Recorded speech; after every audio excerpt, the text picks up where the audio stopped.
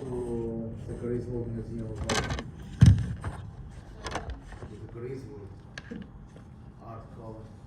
Oh, really? Yes, it's a hidden gem. Oh, we just returned from Yale Gallery, or? Yeah, I know. Griswold, that's up by Stores, isn't it? No, it's like an hour from school. Because it has it has paintings of American Americans. They were painted as the door, like the French impressionists.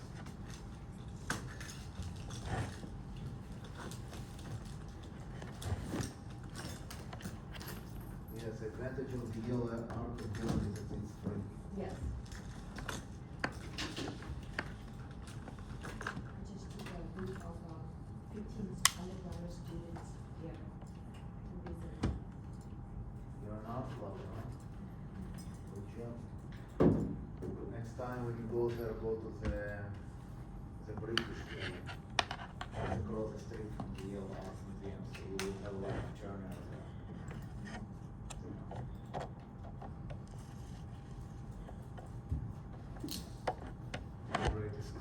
British art.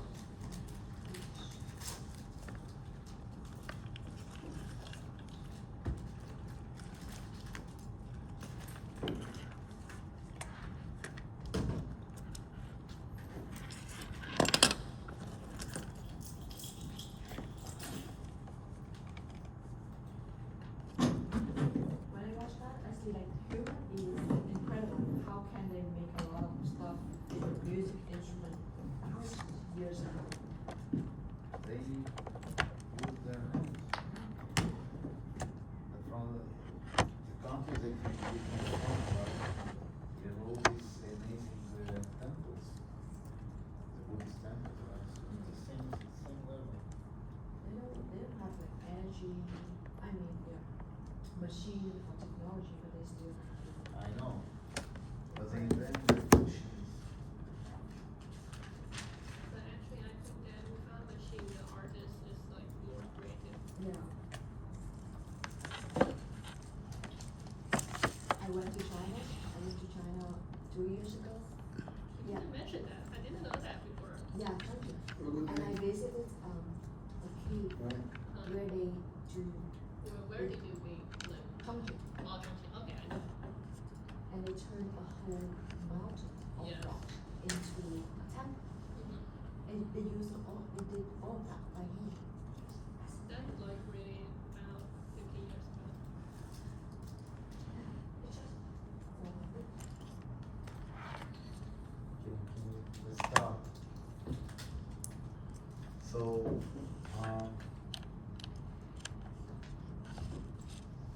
I mean, I have a small forum here. But my question is, do you guys want to have the test in 2 weeks? On 30th of April, or you want to stick to the final date, which is the 8th of May, 2025, 2026? Why don't we vote? How many want here the final on the 8th of May? Okay. Case closed. Sorry. I tried. we have more time to study. Yeah. Your choice. We have some projects around the line, so. Yeah. Yeah, Is it's there just what? like, We have some projects to fulfill also, so the 8th of May. I know project. I'm out. I don't want to give you any more projects. It's okay. Thank you. thank you so much for that. We have still It's a this nightmare semester. because you start negotiating the grade and you cannot submit it like it's too much work. Appreciate it. Thank you. We appreciate that. We're having 3 projects right now. 4. Michelle 2, handball 1, and another 2 final exams. If included, there's another capstone. Capstone, yeah. Yeah. Okay, so let's, okay, so, if you go here, the first things that you see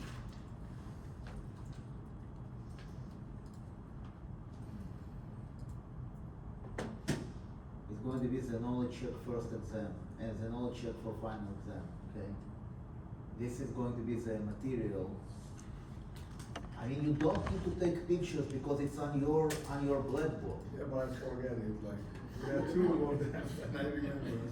It's called knowledge check first exam, I know knowledge check now, for final but exam. but Come from on. 3 days from now, I won't know. He always take a picture as making a notes. It's just easier for me.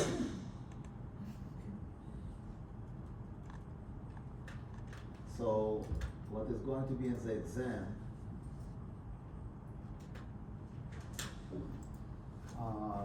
Okay, so we will talk, so swaps, then corporate bonds,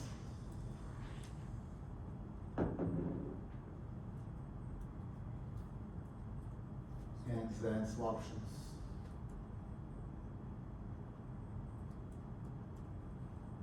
Okay?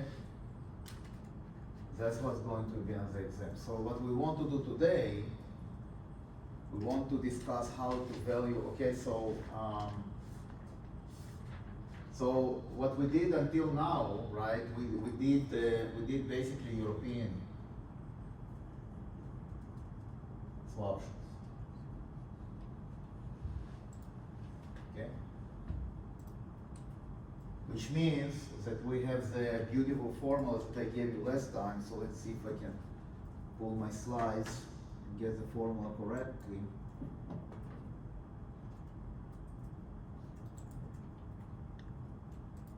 I think it's lecture 5.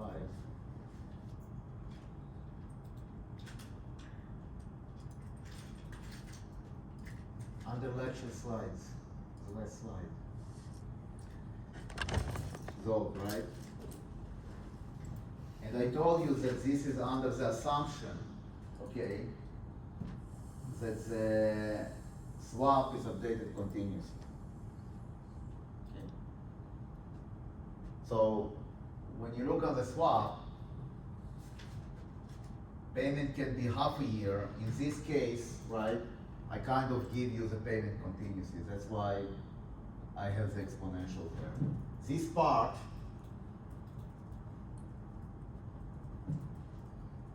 will always be there. This part is your adjustment, okay? So maybe we will do an example. I did an example, I'm going to repeat it once again so that you guys will see how it looks like.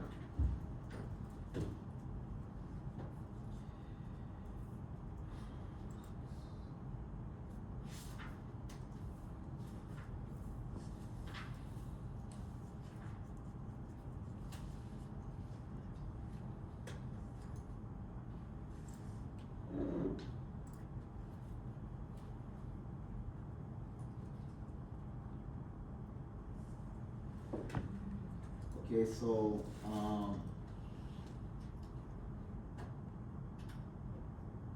let's assume that we have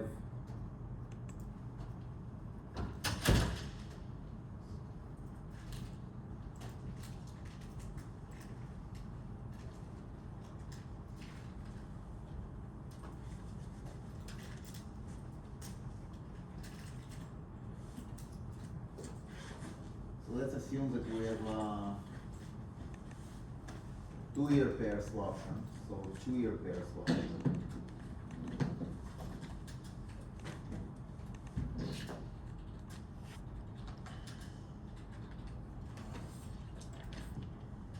Okay. And we have as a swaption, okay, it's on a 4-year swap.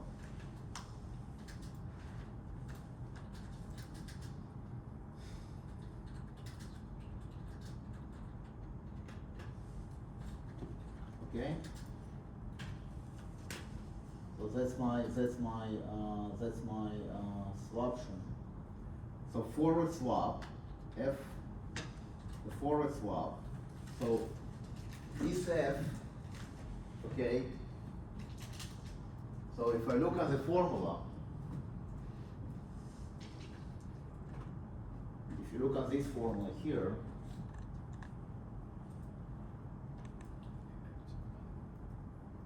this one,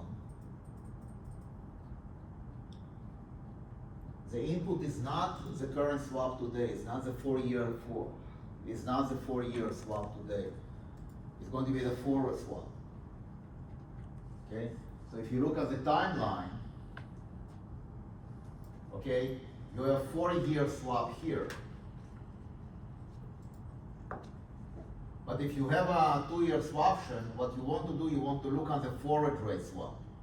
So what is going to be the implied 4-year swap here, going 2 years forward? That's the input into this formula. So when you look at this F, right, F is going to be the forward swap, the underlying forward swap. So if it's a 4-year swap, okay, what your input is going to be, is going to be the forward swap, the forward 4-year swap here. So if you, how do you find the forward year swap, right? So you have a 6 and a 2, a 6-year swap and a 2-year swap, and then you do what I did in class.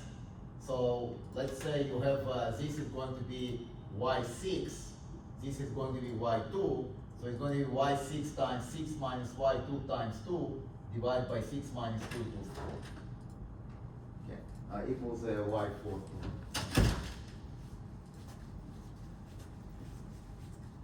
Okay? So it's important to remember that it's not the 4-year swap today. It's an implied 2-year forward 4-year swap. Okay? So the forward swap rate, so FSR, forward swap rate, is going to be 0.07. Okay? The strike is going to be 0.075. Risk-free rate is going to be 0.06. Okay? The vol of the forward swap rate, vol, is going to be 0.2.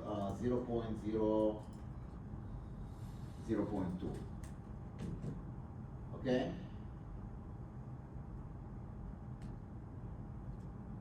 I think I have everything.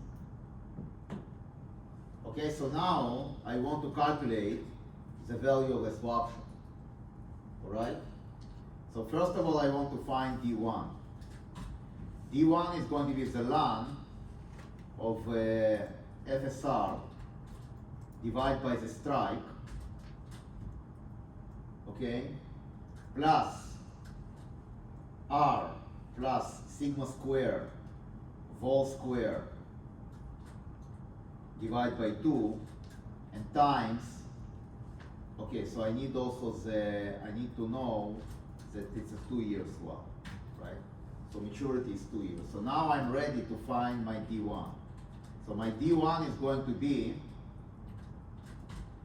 what is going to be my D1? My D1 is going to be the logarithm of, or log of FSR divided by K plus sigma square vol square divided by 2, and now I need to multiply by T, and all this I need to divide by vol times square root of T. So this is my D1. Okay? What is D2? D2 is going to be D1 minus vol times square root of T times square root of T. This is going to be my D2. Okay? So now I'm ready for the Black-Scholes formula. So the first thing I want to do is to do it before the adjustment. Okay? So I need to use P norm of D1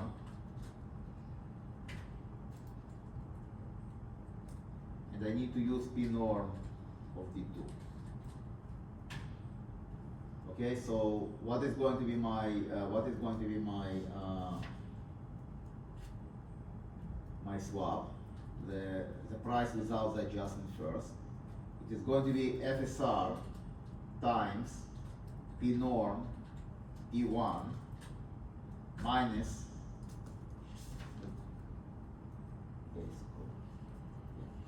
so it's P norm D1 FSR times P norm D1 minus strike K times P norm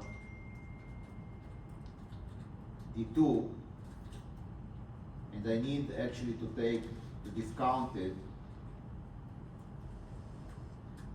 by exponential minus risk-free rate, which is going to be risk-free times T. Okay.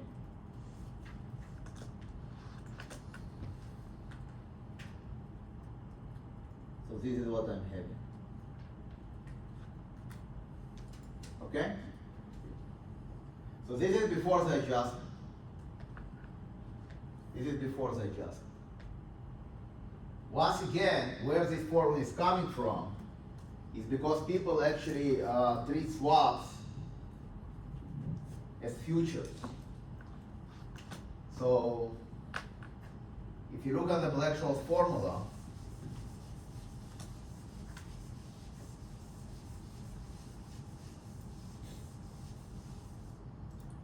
if you look at the Black-Scholes formula, it's e to the minus, it's going to be S ND1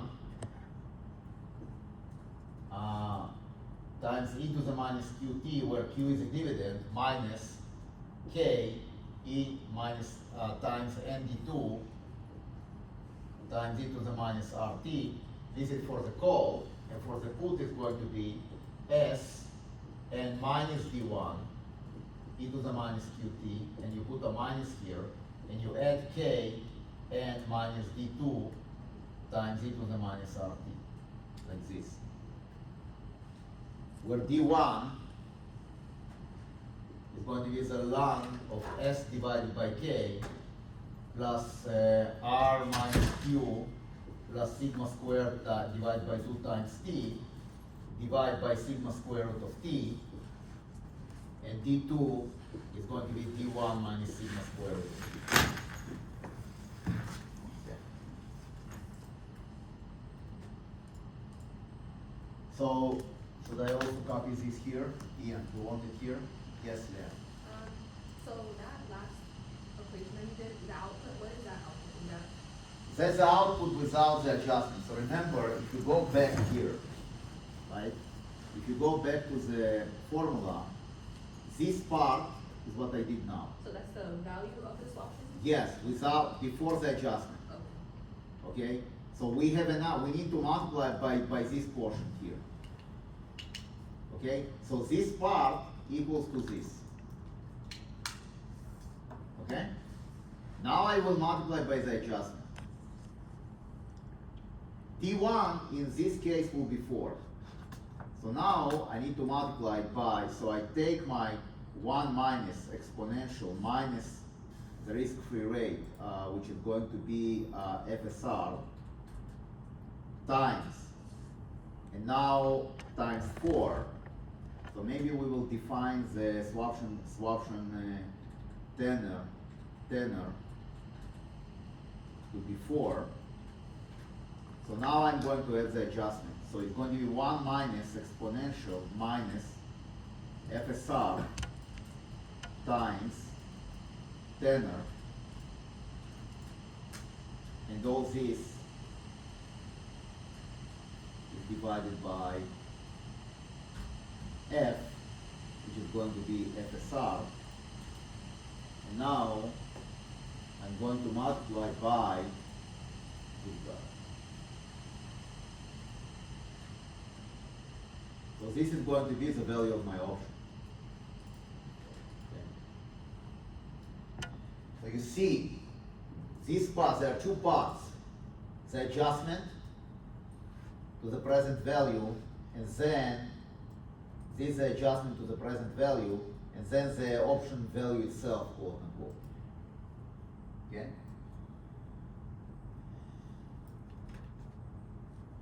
And where the option value is coming from is because when we talk about swaps, we are talking about the black model. The black model is basically options and futures. Okay, so we will see examples on futures. We will see it in this class. Okay, so for options and futures, Q equals R. Okay, so then the Black-Scholes formula collapses into something that we call Black 76 model. Okay, and the formula is going to be SND1 minus KND2 and all this to the power e to the minus RT, and then D1 is going to be a ln of S divided by K plus sigma squared divided by 2 times T divided by sigma square root of T, and D2 is going to be D1 minus sigma square root of T. Okay? This is Black 76. This is called Black 76. The way to go from Black-Scholes from the Black-Scholes model with dividends to Black 76 is to actually substitute Q equals R. Q equals to the risk-free rate. So this part that you see here, this is coming from Black-Scholes, right? Where the option, kind of quote unquote, the option part enters is because of this adjustment.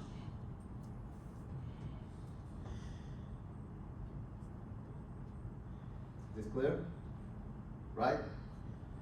So when you combine both of them, you get a number. But now, how do you interpret this number? You interpret this number because this number, 1.82%, what does it mean, right? So what it means is how much you will pay for this option if the swap principal will be $1. That's how you want to think about it. So if the swap principal, right, so you have a swap of, let's say, 4%, 7%, next 4 years or whatever the forward swap, 7%, right? How do you interpret this?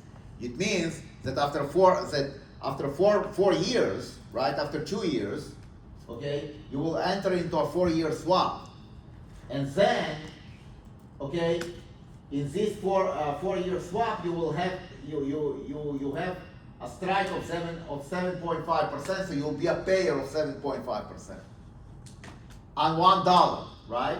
So how much you will pay on $1? You will pay 0.075 divided by 2, so you will pay 3.75 cents on $1.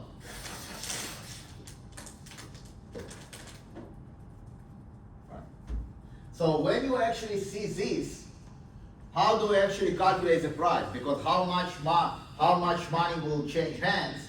You need to take this guy multiplied by the principal.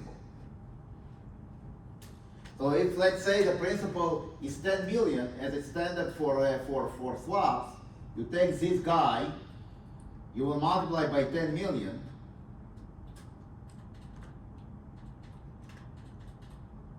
and you will get 182,353 and 10 cents.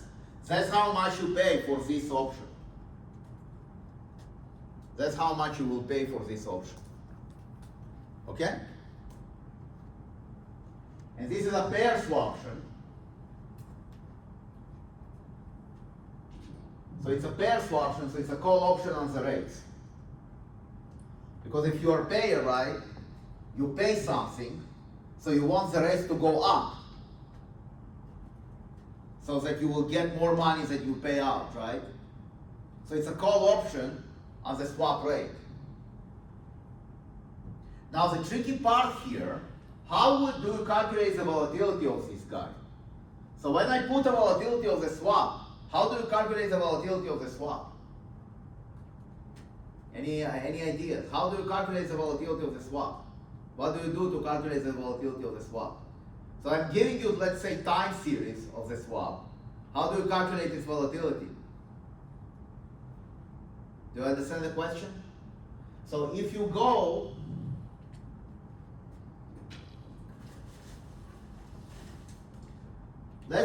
let's pretend, right? So let's see if I can get actually a swap rate. We can actually go to Bloomberg because we're a small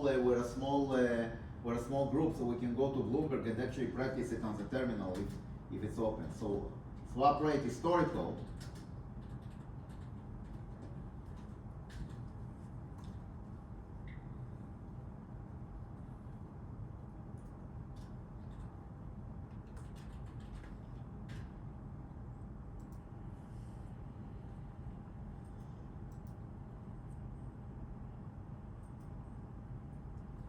So for example, we have this guy.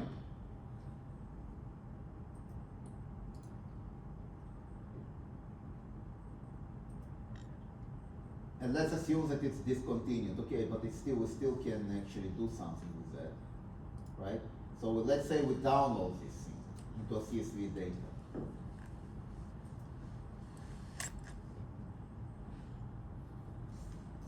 My question to you will be, okay, how do you calculate this vol?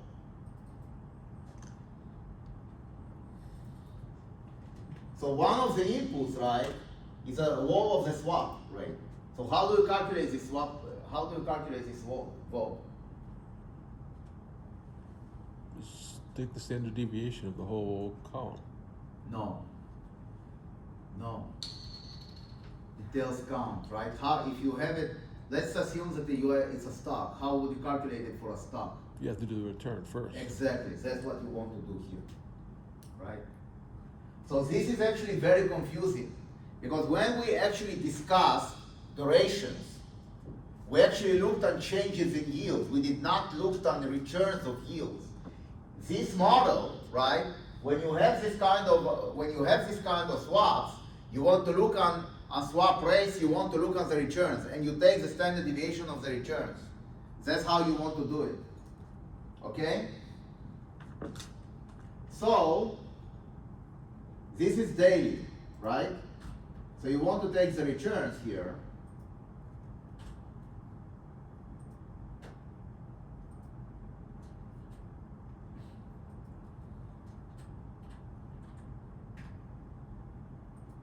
And it's horrible because I'm not cleaning the data, right? So I need now to go and clean the data. So I should actually take a filter and I need to remove all the minus ones. I need to remove all the minus ones, probably the minus 10% I can leave, but probably I need to actually remove these guys here. Good. I told it to remove it and he actually did the exact opposite. So I want to uncheck this. Yes. No. I want to uncheck this, and I want probably to uncheck this. Okay. So these are the returns of the swap rate, and now we do what you actually suggest, right? We take the standard deviation.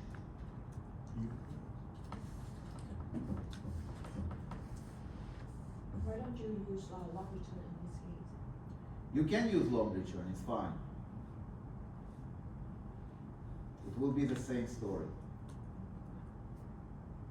I mean, if you do this, God, now what's the problem here?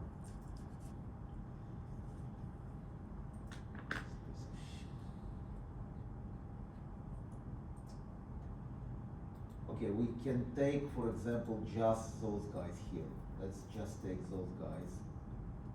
And then we just take the standard deviation of the first, week or something. Okay? This is going to be my daily vol, and when I want to annualize, I need to multiply by square root of 252.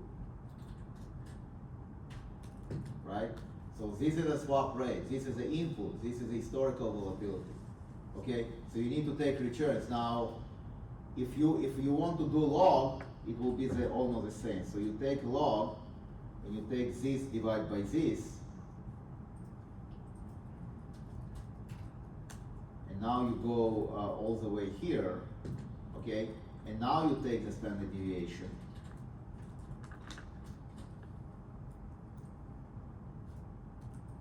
And you're going to multiply by square root of 252 because it's daily.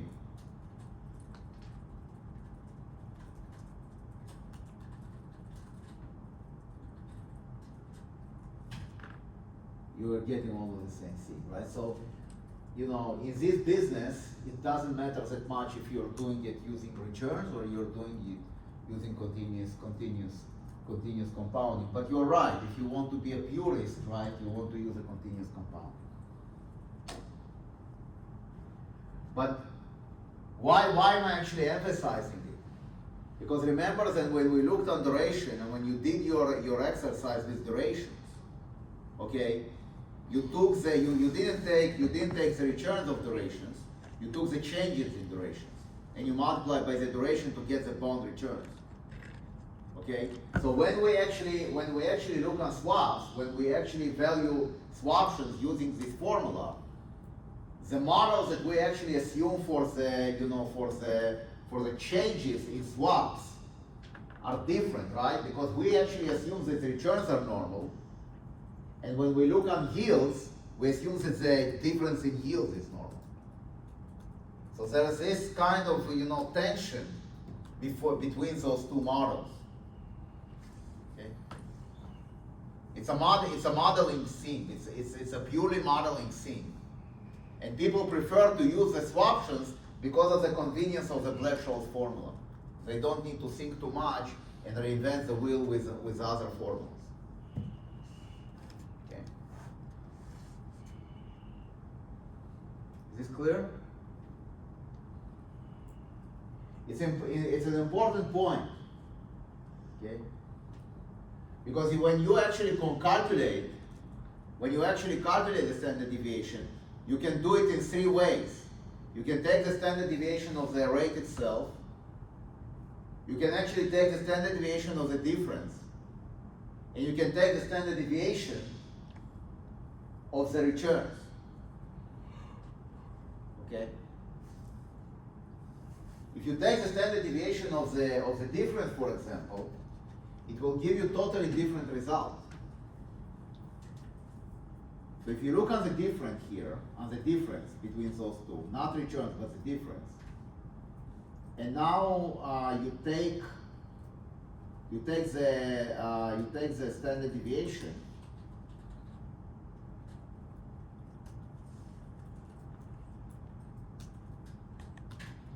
and you want to multiply by square root of 252, because this part doesn't change.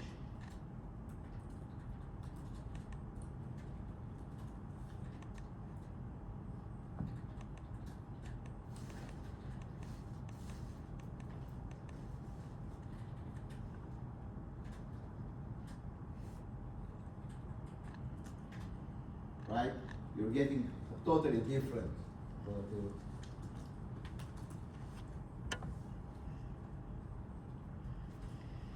Questions?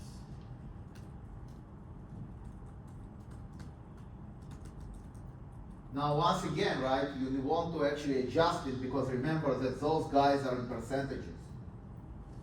Those guys are in percentages. So when you actually look at that, you probably want to divide by, what, 10?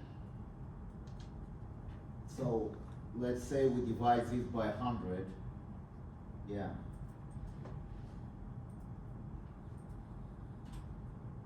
It won't matter. No, it won't matter.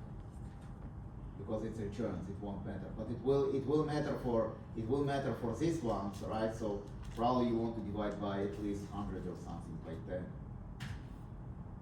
So it's 11%. Okay.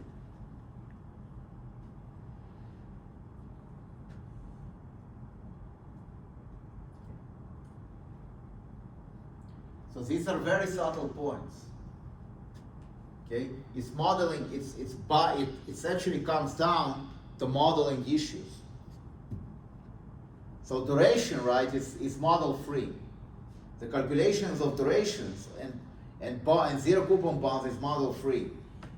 But when you actually start looking at options or swaptions, then modeling is actually the question of modeling is actually entering very strongly, because you see, right, that if you take different volatilities or different kind of methodologies of calculating volatilities, you can get different results. So it's actually very important to understand that for these formulas, okay, you want to think about swap prices as stocks, as stock prices. And when you value options and swaps in this model or in this framework, you think about them as stock prices. So you take the returns, and only after you take the returns, you actually, implement the vols, implement the volatilities. You calculate the volatilities. Okay? Questions?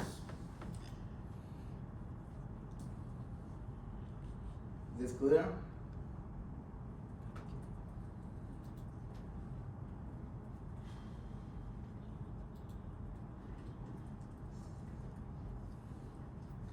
So we should take, so we can look on swap calculator, swap option calculator.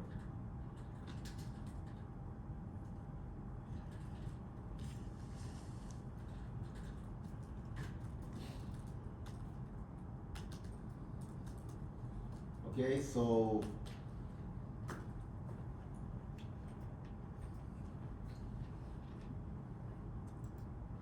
for example, we can actually look on that.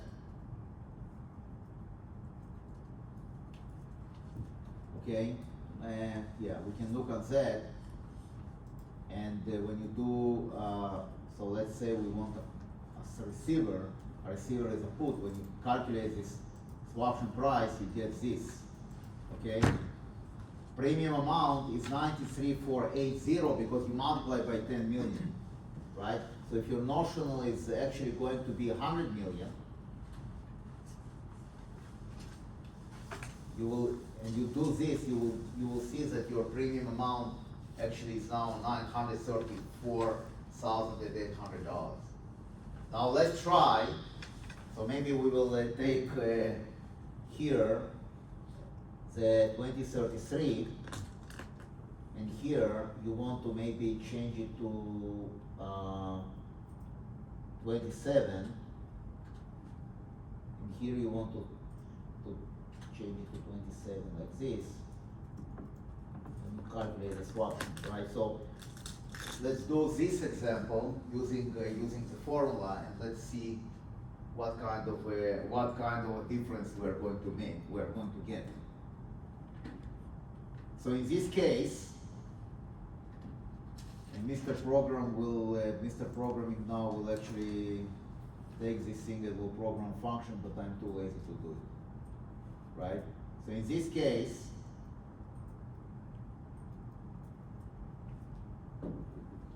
what is going to be your FSR? Your FSR in this case is going to be 0.045, okay? Your K is going to be 0.04, and the vol is going to be 0.002, and your risk-free rate in this case is going to be 0.02.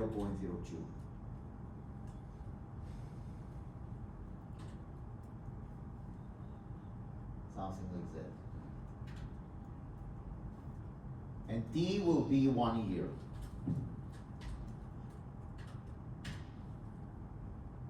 Okay, anything else we need to take care? And the vol is the same, so I think I'm fine here. And we want a receiver. So receiver is going to be a put option, right? Yeah, receiver will be a put option. So how do we actually what do we do in order to, first of all, we need to calculate the D1 and the D2. This is not going to change. So what is going to be D1? D1 is going to be this. And hopefully I did not screw it up and I changed everything. So this is going to be my D1. Okay, and then this is going to be my D2.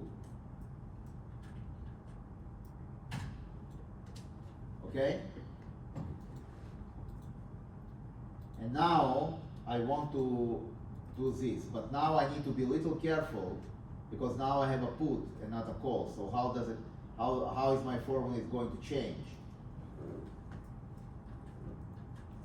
So here I will put minus D1 and I will going to add this and I will put minus D2 like this.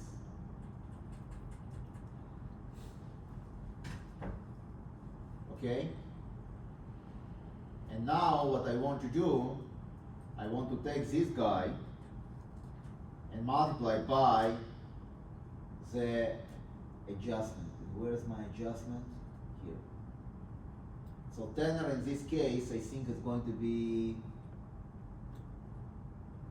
5. How do I know that it's 5? How do I know that it's 5? Because, yeah, I want it to be 2032, so it will be 5.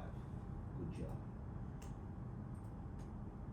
Okay, because it's from 2027 to 2032, so it's 5 years. So I will take my tenor to be 5. And now I'm going to take my adjustment and I'm going to multiply by this. Oops. And I need to divide by something. Yeah. I need to divide by FSR.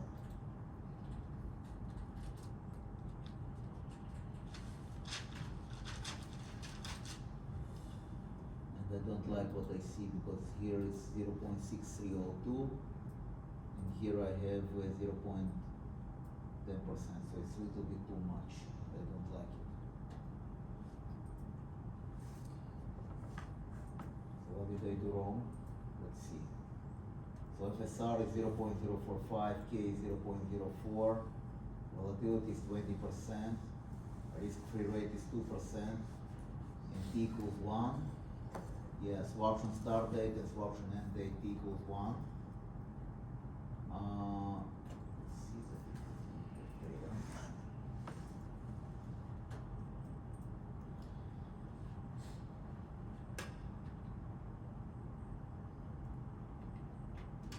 Professor, Yes. the swap payment semi-annual. Yeah, it doesn't matter.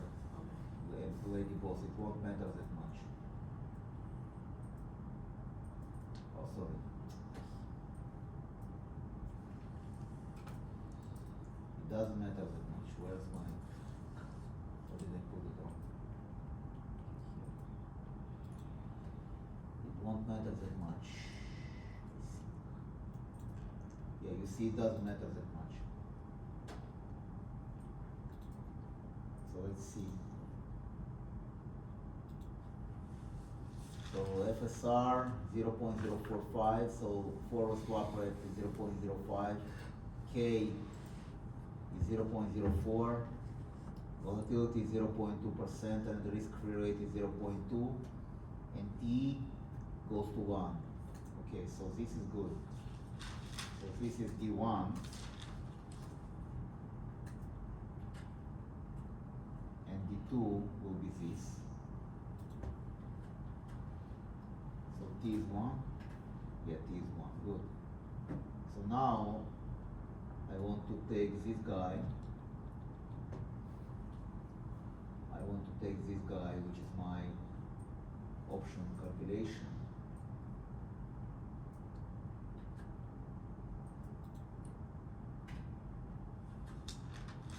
Okay, this is actually great. You see, so here, lady boss, it's 28273. Here it's 2823, right? So if you do a semi-annual, you pay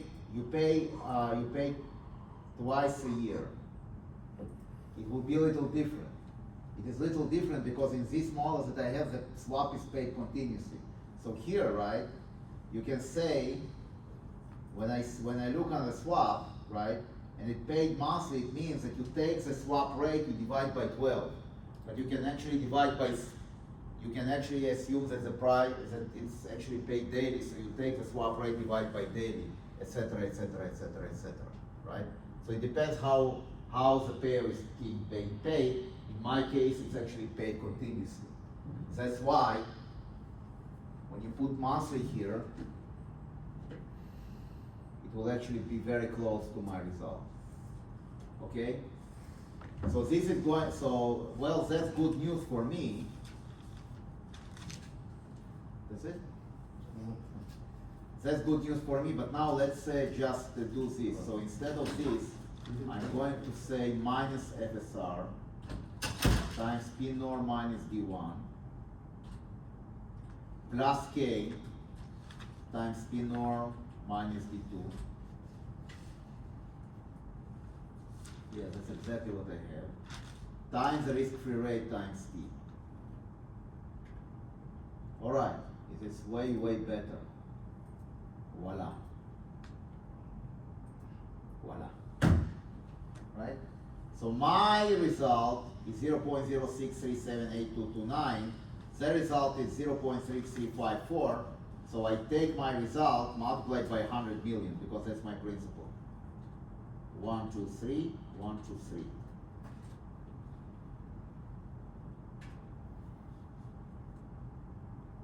Oh, I forgot 1, 0. Okay? 637,822 and 635,400. Okay. Is this clear? Questions? Is this clear what I'm doing here? Right? So here, right, so for payer, so payer we know it's like a call option. And receiver, we want the rate to go down, so it's like a put option. So what do I do with the put option? How do I modify the formula for the put option? So I have I basically have S minus S and D1 minus D1 minus S minus D1 plus K N minus D2. All this multiplied by e to the minus RT, right? And then I do the adjustment 1 minus exponential TF divided by F. Okay. Is this clear? Is this clear? Okay. So let me just drop this calculator to you guys, because I don't want you to struggle with crap GPT.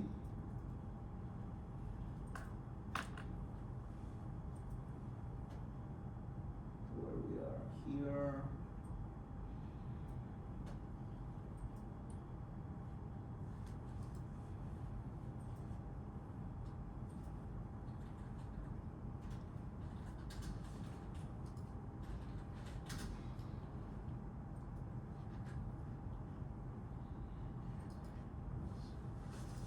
So when you practice at home, right, you can actually practice the formula, and you can practice it with with the calculator. Is clear?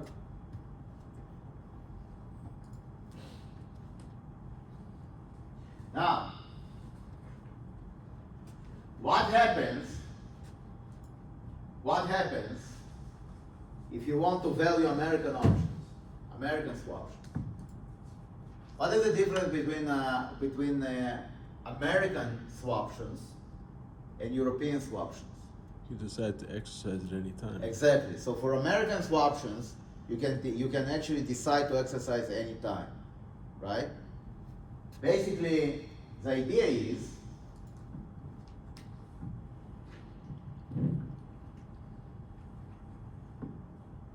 that if you have a swaption and this is your timeline, you will be able to enter into a swap at any time before the exercise.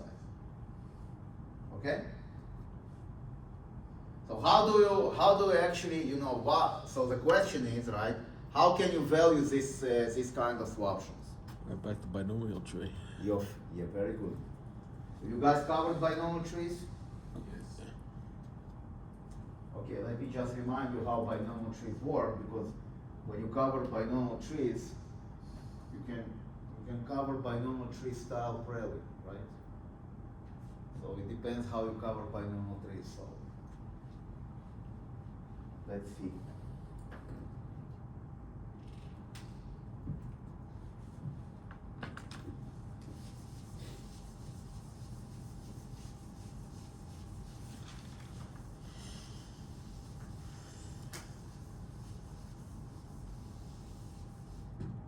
So binomial tree, okay, you basically start with an asset price, and you have up and down,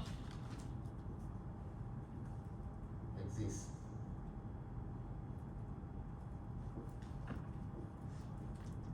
Okay, so this guy will be S0U. This guy is going to be S0U square. This guy is going to be S0UD. This guy is going to be S0U square times D, etc., etc. Now, U, D equals 1, so the product of U and D is 1, right? And how do you get U? U is going to be the stock times exponential sigma square root of T, where T is your time unit for the tree, right? And D is going to be S exponential minus sigma square root of T. Okay? Now, when you actually want to value the swaption, first of all, you do it at the end, right? You look at the payoff at the end, and then you start to discount back. You remember how to discount back? It looks like, you look like that you see it first time. Oh no, sorry. Good job, right? So what is PU? PU is going to be exponential. Exponential R minus Q times T times delta T minus D divided by U minus D. And PD will be 1 minus PU. Okay, so when you discount back, when you have an option up and option down, and you have an option present here, right? What do you need to do? You need to say PU times OU plus 1 minus PD times OD, right? And you want to discount by the risk-free rate.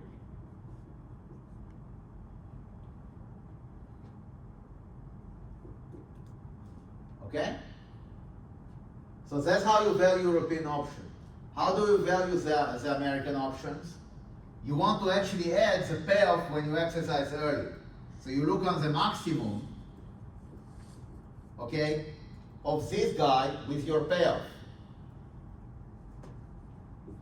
And whatever is higher, right, you are going to replace it. Okay. So let's see an example in Excel. So suppose we want to value this American option, and I'm doing Excel because you can visually see the tree. So let's assume that you want to actually exercise. You want to actually have an American option valuation. How many? Let's say that you want to do it monthly, right? So how many units of trees you will have? You will have 12, right? So 1, 2, all the way until 12. Okay? So here, you are here. What is the initial value of the forward swap? The initial value of the forward swap is said is going to be, I think, what, 4.5? let's put it here. Forward swap rate was 0.045. Strike was 4%. Okay, what else? Strike was 4%. Do I have something else here?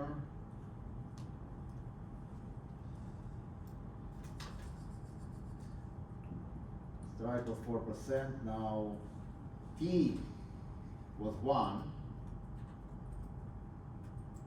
And what else do we want?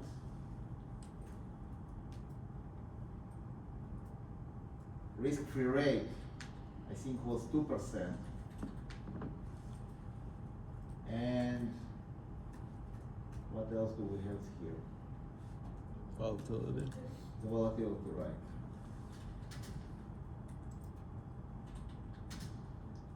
Okay, so what is going to be my up movement? My up movement is going to be my forward times exponential, my vol times square root, and now I have 1/12. Is this clear why it's 1/12? Because I want the tree to be monthly. And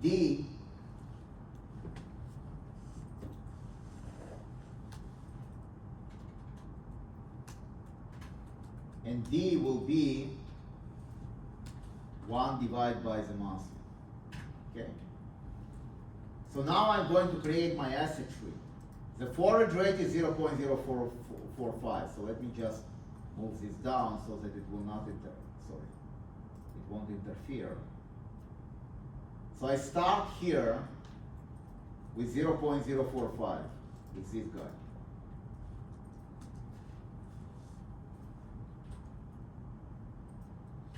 Now, how do I implement this quickly and efficiently, right?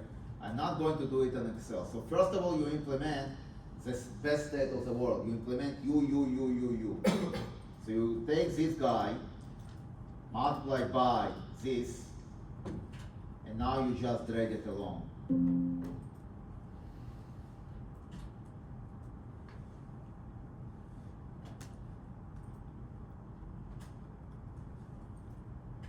And now you drag it along. Like this. Oops. I want to lock the up.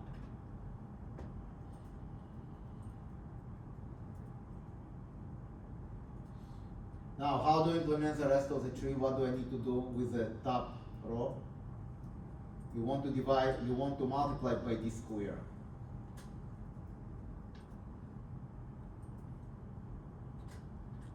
And you want to lock it.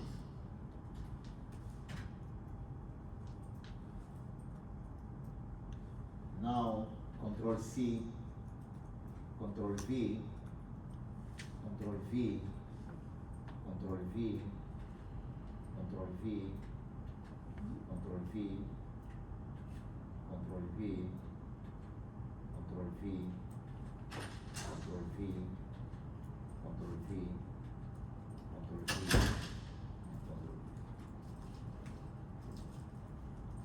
Questions?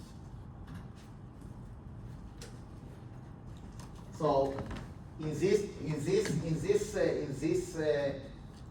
this model, in the good state of the world, right, the swap will be 5.7% after 4 months. So it's good for the swap, it's horrible for the economy, right? So if you're a payer, okay, if you're a payer, it's a call option on the swap, you want the economy to implode. If you're a receiver, you want the economy to, well, not to implode, but to actually, So here, right, this is kind of a horrible state of the world where we have basically a runaway inflation, right? In this case, in the best state of the world, right, we have a severe recession. Okay, is this clear? Wait, so the U, can I see the formula? Yes. The U and You know how to see the formulas in this piece of shit called Excel? You go show formulas.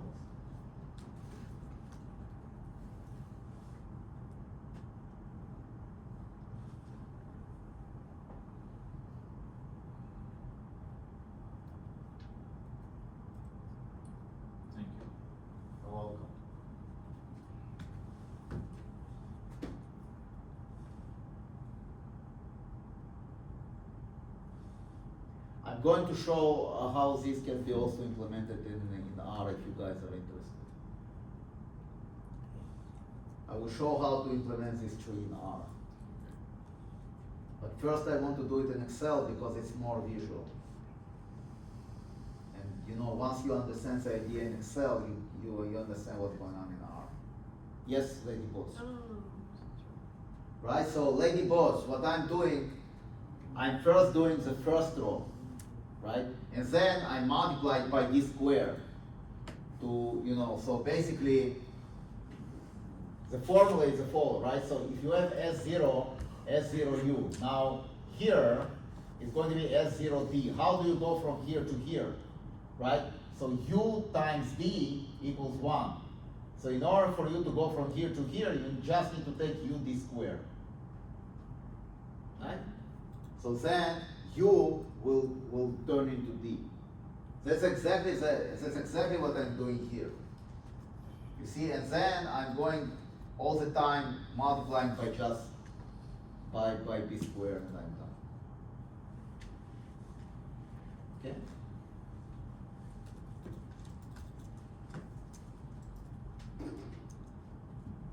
Can I go back? No, but I have to continue with my work. I can't do it when I have formulas. No, it's okay, it's okay. Oh, it's okay. Yeah.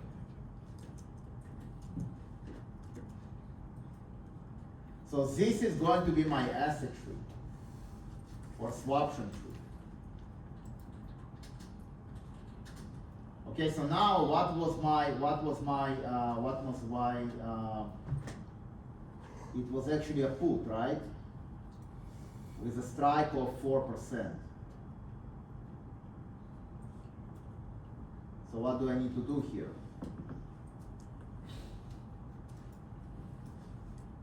I need to create the put.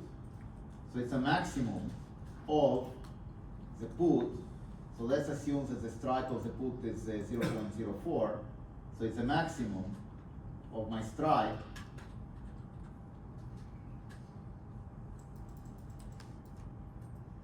minus my swap rate and I want to compare it with 0. I want to lock it. Is this clear where this is coming from? This is coming from the put, from the payoff. So I want it from 20. Yeah, I think I'm done here. Questions, right? So until this guy, until the swap goes below 4%, right? It's 0. Then it starts to get interesting. Okay?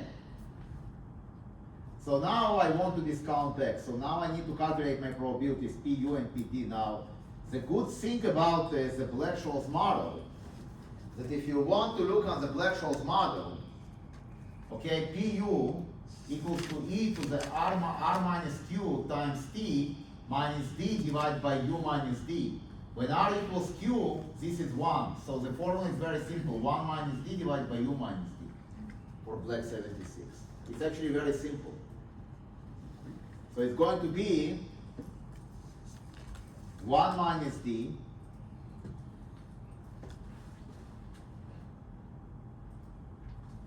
divided by u minus d.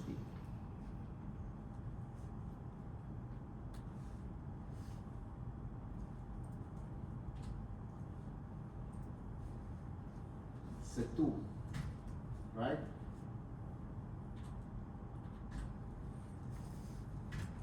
So PD equals 1 minus PU. Very simple. So now I'm going to discount back.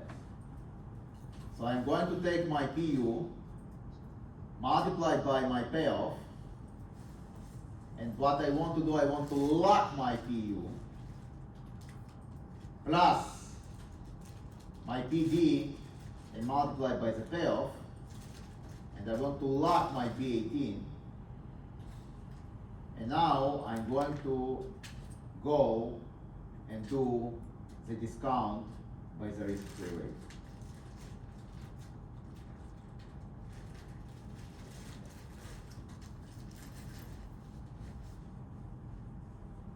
I'm going to take my risk-free rate,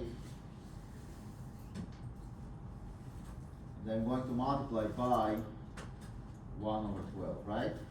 Because that's the unit of the tree. Okay? So now, oops,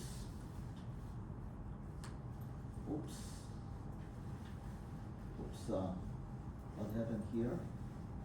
Oh, I need to lock my risk-free rate as well. Very good. So now let me try it again. Control C, Control V. Now Control V. Way better, don't you think so?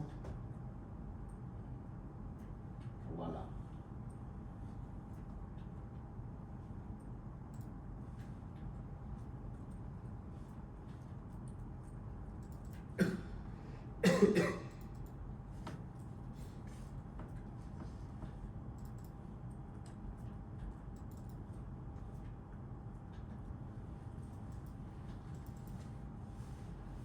Okay?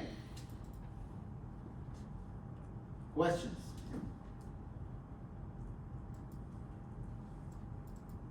Questions? Is clear? So what you want to do now, you want to take the adjustment, you want to do the adjustment.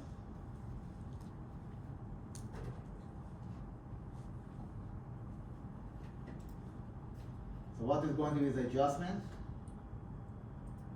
We said that the tenor of this swap, whatever it was, what was the tenor of this swap? The tenor of this swap was It was 5 4 or years. 5. Huh? It was 4 or 5. You do. It was 5, I think. In the last version it was 5. Yeah, it was 5. Okay? So you take 1 minus exponential, your forward,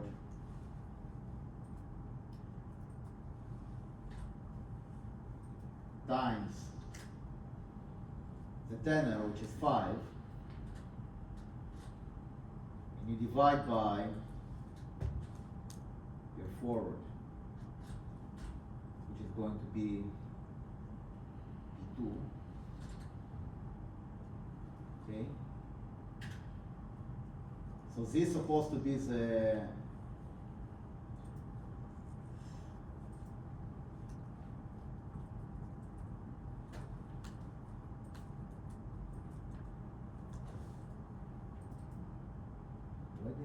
why didn't you calculate this to the The equals down in front of the parentheses. Oh, I understand what I did. Yo, this is so stupid.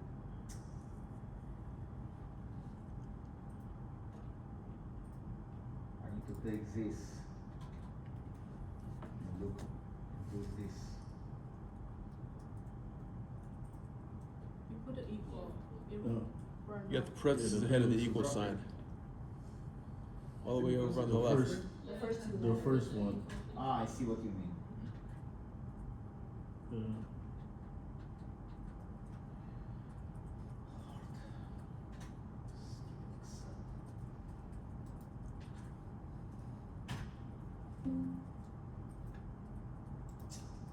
You have to One. close your- You forgot to. No. You open the addresses after the equal. Let's do it again. 1 minus exponential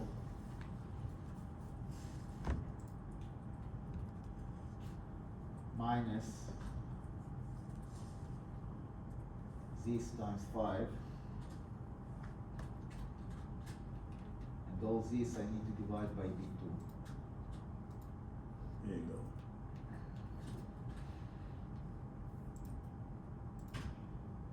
Alright. Now I need to take this and multiply by 4, multiply by this to get the adjustment.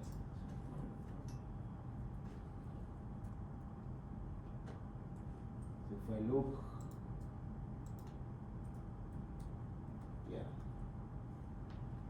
So here I got 6378299, here I get 0.06125. If I'm going to increase the number of steps, it will become closer and closer to the Black-Scholes formula. Okay? Now, how do I actually modify this model to value the American option? Okay, so first of all, here I start the same.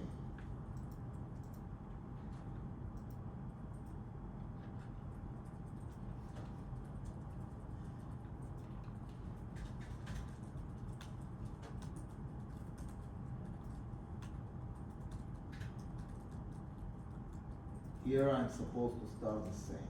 So.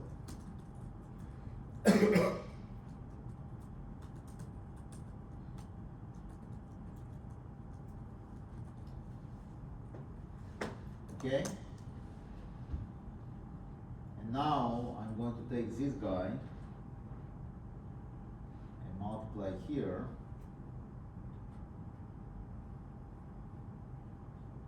And take another one. Okay, so now how do I modify it, right? What I want to do now, I want to compare this with the payoff. What is the payoff? The payoff is going to be the maximum of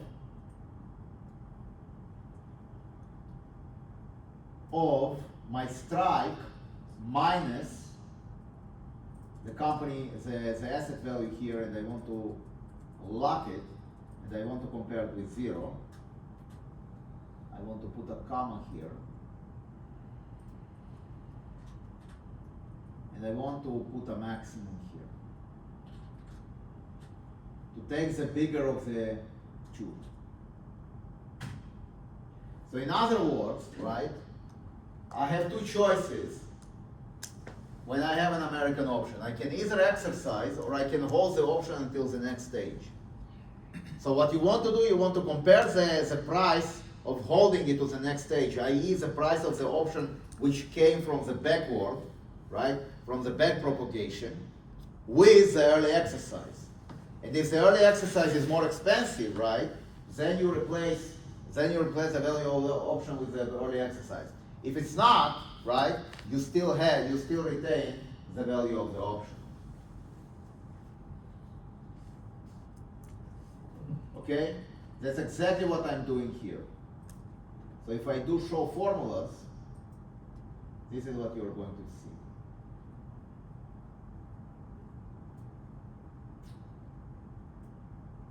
Okay? Here.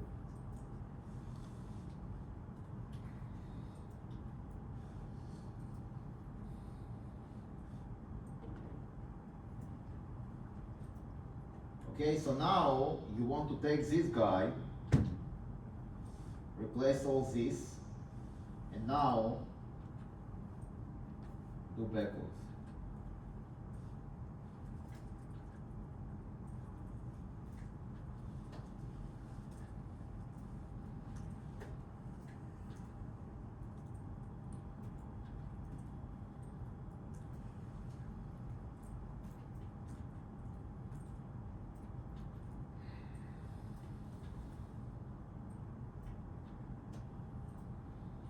And here, right, you don't do the adjustment. And the last one, you don't do the adjustment. You don't compare it with the maximum, because you cannot exercise at the beginning. So you take this guy and you put it here. So, right, we have 4 cents. Now what do we do with this guy? We need to multiply by the adjustment.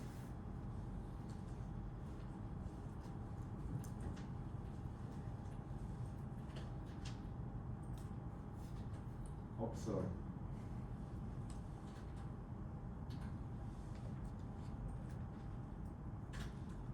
So you take the adjustment and you multiply by this guy. Voila. So instead of 6125, you have 614.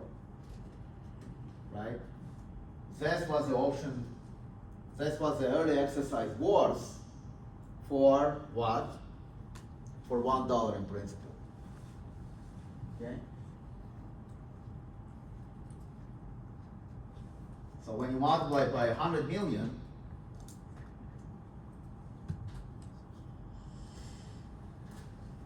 one, two, three, 1, 2, 3, 1, 2, 3, 1, 2, 3. You will have 614 versus 612, right? 1, 2, 3, 1, 2, 3. So that's the additional value of the early exercise. It's $2,000 and a $1 million principal. It's less than 1 basis point. Which is kind of surprising.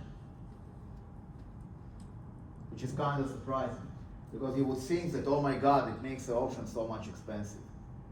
But what's the logic behind it, right? That you don't have too many states where the early exercise is actually coming into play. Where do you see the early exercise? You see the early exercise, right, at points where this maximum, where the payoff is higher than the value of the option. So you kind of create like what we call exercise boundary, where you exercise, where you don't exercise. And if you do this, right, you will see that you don't have too many places where you actually exercise. For example, here, you exercise at a very, for example, here, right, you will exercise, because here is 16128, and here is 1615, right? You exercise, but what is going to be your additional gain from here to here on 100 million? So you take this, you subtract, and now you take this guy, you multiply by 100 million,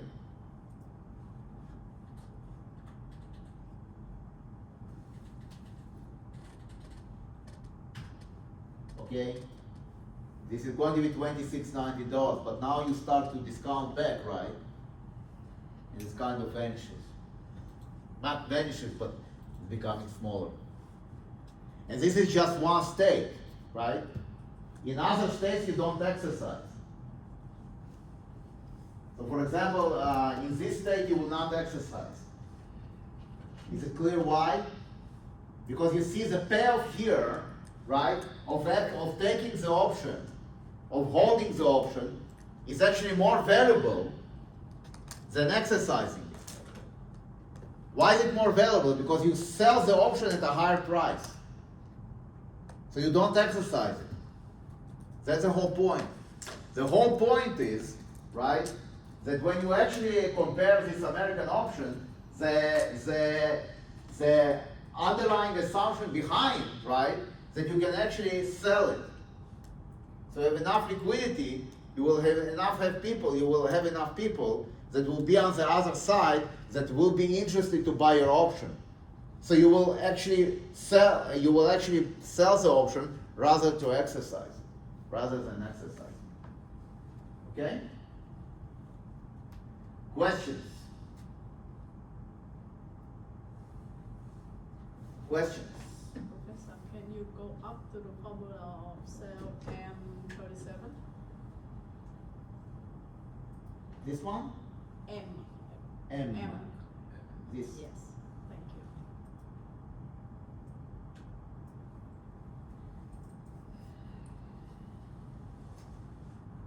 You see what I'm doing, Lady Boss? So the first part, right, is a European option. The second part is your payoff when you exercise early. Now this is a put option, that's why it's a maximum of K minus S0, right? Call option is maximum S minus K0. Okay?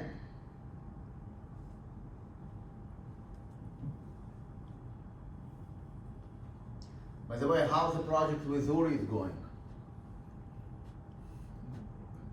No problem? You guys are able to do his Python? Yes, Good yes. job.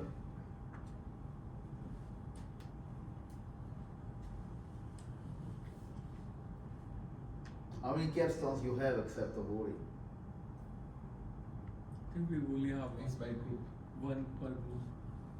I know, but how many groups you have? So with Yuri, we have, I guess, 4. 4 groups. We have 2 different capsules, 2 different topics, 4 groups, and I don't know about the rest. I see. Rose has 2 groups. Huh? Mark Rose has 2 groups. Mark Gross. Yeah. You don't know him? I know him, yeah. We don't have any idea about our, we don't understand what we Yeah, are doing that- right now. no, we don't. We don't have much. What about Buxbaum? Jules. That's fine. The other guy, the other guy, like, is not here, not that here. We have 2 groups, but like only 2 people in our group. With Jules? Yes. No, So I mean like we have 2 groups, but the other groups have 4 people, and we only have 2 people. Only me and Alexei. And Alexei, the Russian guy. Yes. Only me and Alexei in my group. Huh? Belarus. Belarus. Yeah, I shouldn't insult No, that's it. Belarus. Hmm. Who is your advisor? Jules. Jules. Yes. Is it interesting? I mean the topic is interesting, and like I think like last week he mentioned he was asking like Alexander if you are still teaching or not. I'm supposed to teach. Why I'm not teaching? Of course I'm teaching. The 3 of them I actually, Uri is I brought him to be a capstone advisor. Mark Gross, I brought him to be a capstone advisor. And Jules is also I can't say he's a friend, but long time ago I also brought him here. So the 3 of them are actually. I'm gonna rate him. Huh? One star. What? I'm gonna rate him 1 star. Me? Because like Rose. the professor didn't do anything almost like I this see. semester. I see. Why do all of them have a German name? Hmm? Why do all of them have a German name? I have no idea. I can tell you because they're all Jews. I guess. Ah.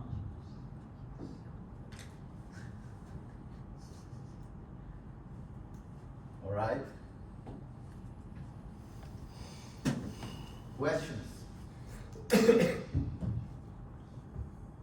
Save the spreadsheet. I will upload it. It's not a problem.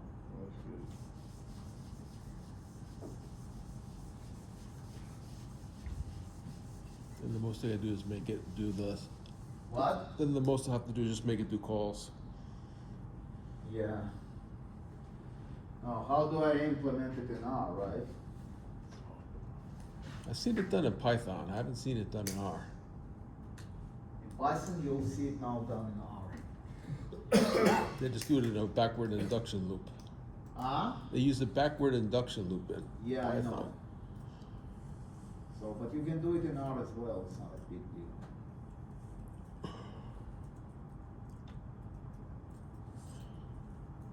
So first of all, you want to implement the forward tree.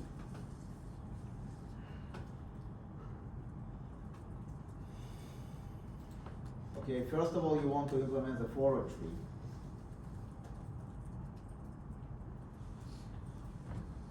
So we have, there's a forward swap was what, 4 or 4.5? I already forgot everything. 4.5.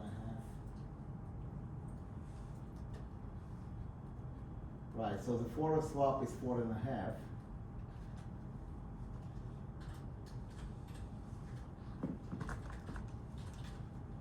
Okay, and we have the frequency is 1/12,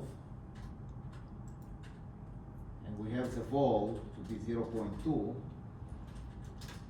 So up is going to be exponential 0.2, vol times square root of frequency, and d will be 1/u. Okay? Is clear? Good. So now, first of all, you want to create a shell for the tree. So you want to create a matrix. So maybe we will say frequency here to be 12, and then it's 1 over frequency. Well, no, we can actually do this, it's okay. So now we want to create the tree matrix, or the asset matrix.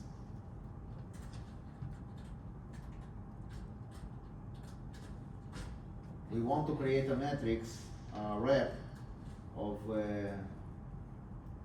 want to create matrix where we take rep 0 with 1 over frequency square,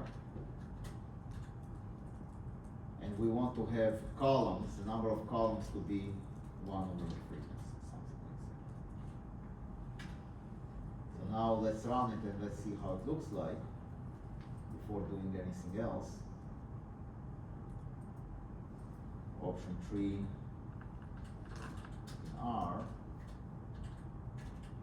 and maybe we want to do it in downloads like this.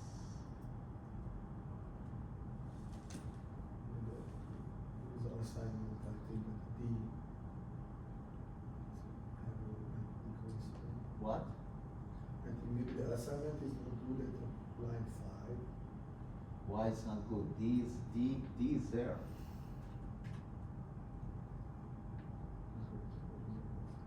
D is there. Okay. Why this so, what is U? God. What is D? No, I don't like this D. Yeah, it's D and Oh. equals.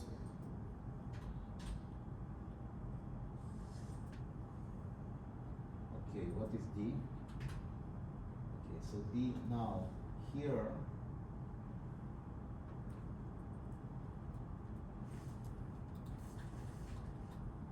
Maybe column here.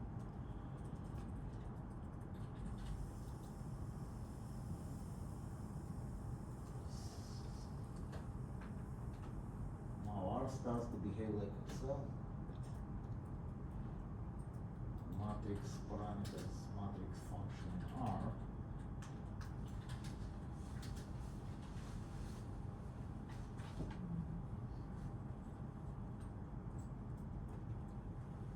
Okay, here we go.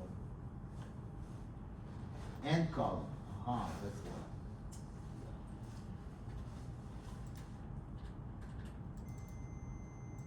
Good. Oh. Oh.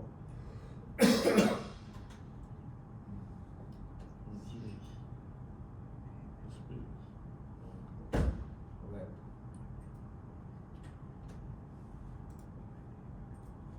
Oh, what is asset math? Voila, right?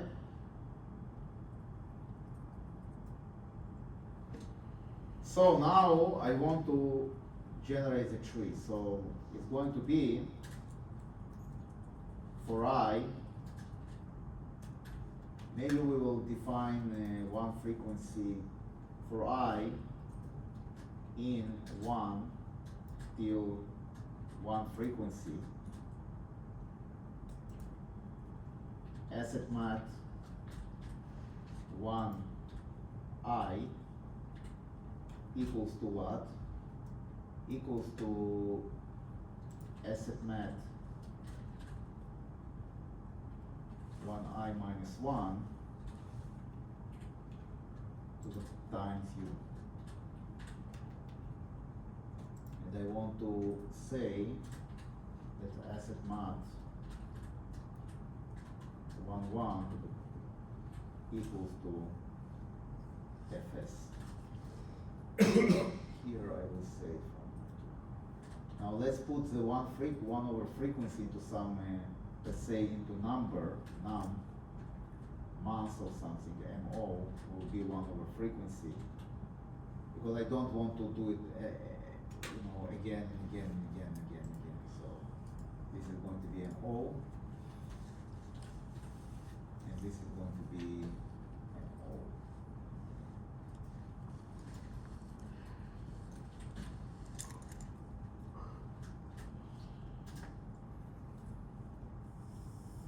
way, okay.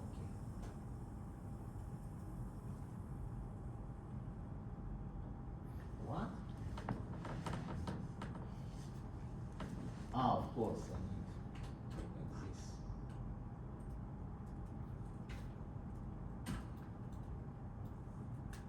Okay, good. Oh, now asset mat 1 comma. And let's see compared to Excel. We want to compare with the top row, right? 4761, 5508, 5359, and the last one 0636. Oops. No, what is the last one? 0800849.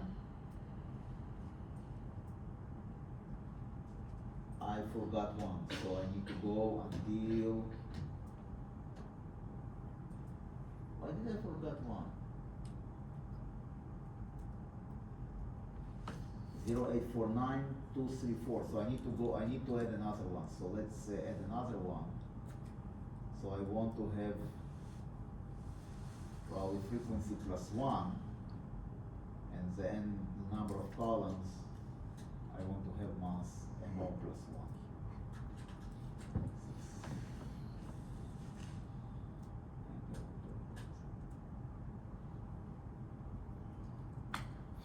And here I want to have MO plus 1.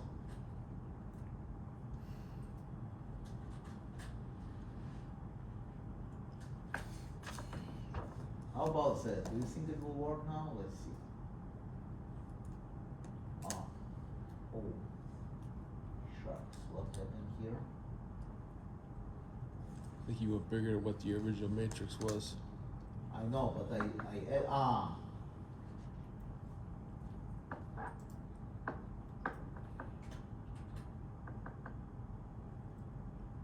Oh, okay, I see what the problem is. You're right. I need to take it to the square.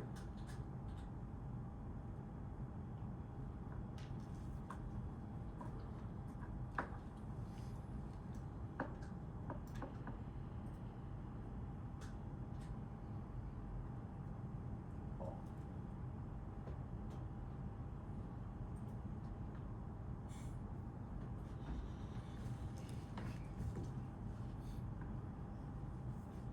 Subscript out of bound. Why is it out of bound?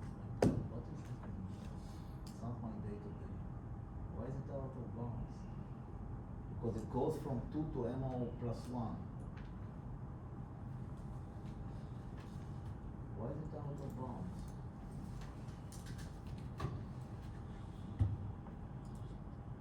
Why is it out of bounds? What is the dimension of asset mat?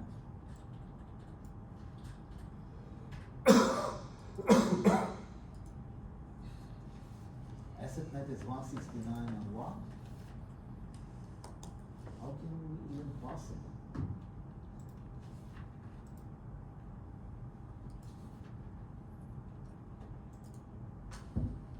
Ah! Aha! That's why. Okay. Okay, that's good news. Asset mat 1 comma, let's see. Asset mat 1 comma. Voila. The last one, right? 8997059. It's exactly this guy. Okay? So you can see that my tree in R is reconciled with my tree in Excel.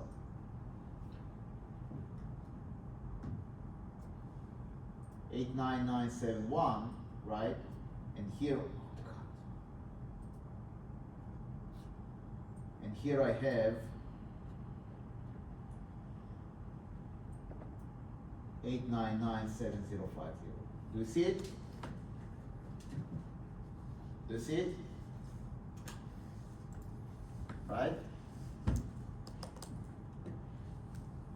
Now, how do I now? I need to fill the entire rows, right? So how do I do that? with this trick of multiplying by d squared. That's very easy. Well, maybe not that easy, but we will figure it out. So now I need to fill the other rows, right? So now let me just do this. So for I in 2 till 1 plus 1, for j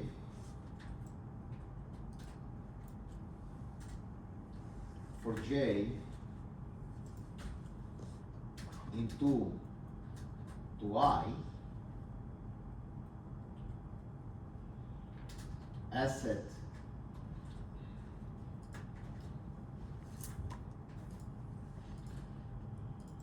ij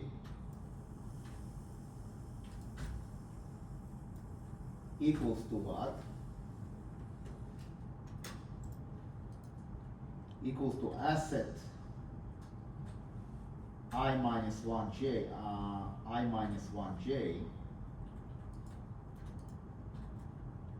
the one before, times d squared. Like this.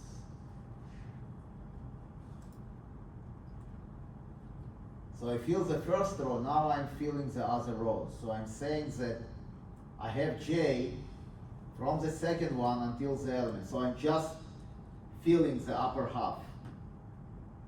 Let's see if it works. Save.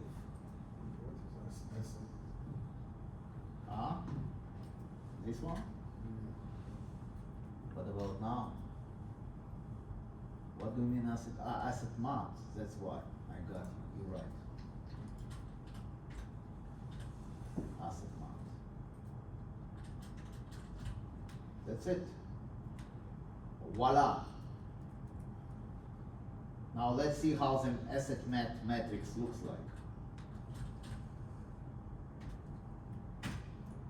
Ooh la la, looky, looky, looky, looky.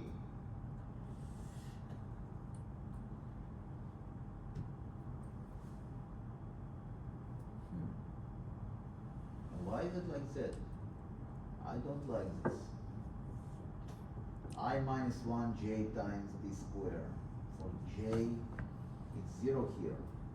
Why is it 0? That's interesting. Let's see, the Excel.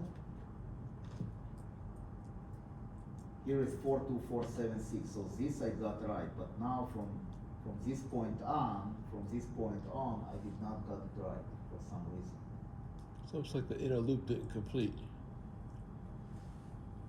Yeah. Oh, maybe I need for j. Do I need it from the set from? Oh, I need j from not 2 to I. I think I need j from I until mo plus 1. Maybe this will work. We'll see. Yeah, let's see. What about now? Ooh, that's encouraging. 424, 445, that's good. 47654. Perfect. You see? 0.5048. You see? It works beautifully, right? This is 3748. The fourth one, the diagonal is 3748. And you can look on Excel that it is exactly what I have here. You see it? Do you see it? So you see the diagonals are identical. 374843, 3572, 33717, etc., etc., etc., etc. Do you see how I did it? Right? So what I'm doing, the second loop, right? So it's kind of a nested loop. So the first loop goes over the rows. The second loop, what it does, it takes the row and it fills everything to the right. That's exactly what it does. The fourth row, right, it will take the fourth row, the 4, 4, and will fill everything to the right. That's how I created the asset map here. So I did it first in Excel so that you will actually kind of get the idea of where I'm coming from. Don't worry, this is not going to be a test. I'm not going to test you. All you need to do, right, is a binomial model, the American binomial model, okay, and the adjustment. I'm not going to ask you to write, I'm not going to give you an exam question saying, please write in R code to do this, okay? This is not the goal. I just want to show, right, how you implement it in different styles or in different languages. And then you can actually try and basically ask ChatGPT to do it and see if it actually does something reasonable.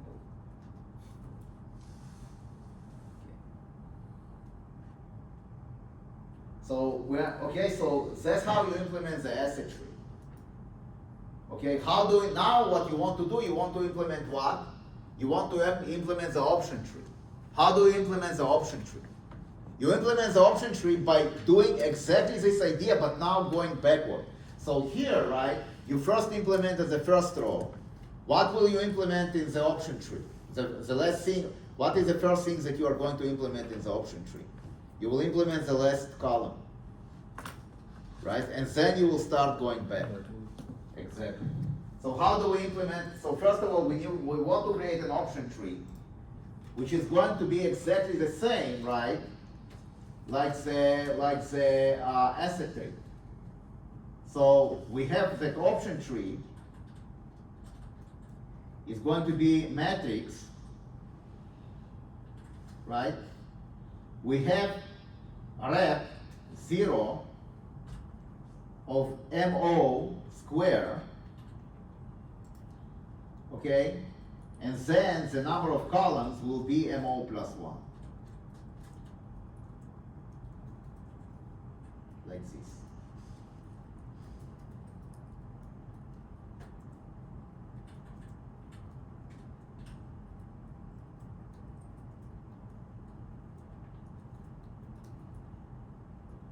Oh, I need MO plus 1 square.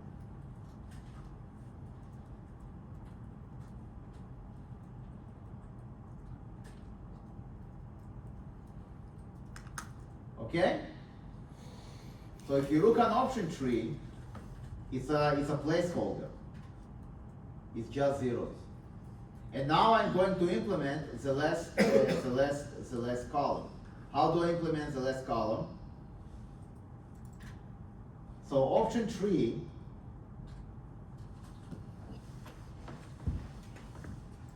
and I will say the last column is MO, right? And here it is going to be, and here I can be actually a little bit more sophisticated. I can say that this is going to be a maximum of strike, which is what is my strike? I think 4%. So we put K 0.04. Maximum of 0.04. You can actually do this something like, well, you can do it with loops. The easiest to do it with loops, so I will do it with loops. So for I, which goes from 1,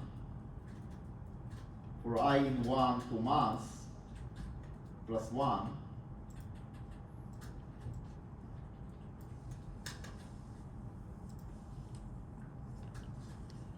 option tree, and you want the last column, so the last column is MO plus 1. I of MO plus 1 equals to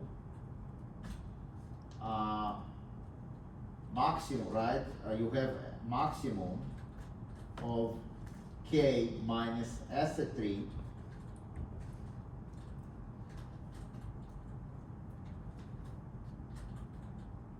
here I have I MO plus 1. Oh,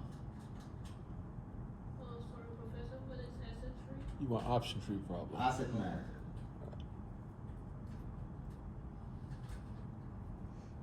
Okay? Do you see it?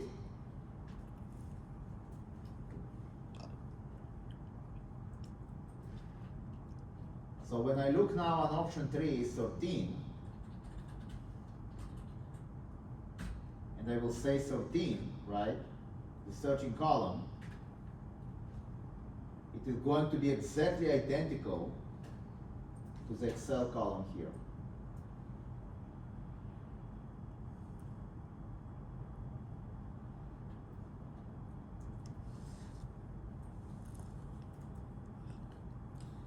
You see? So the last one here, the last one, 0473, right? It's exactly what I see here. And it's exactly what I see here, the last one. So if you look on asset tree, you can actually do it here. When you look on asset math, you click on it. Sorry, not asset math, option tree.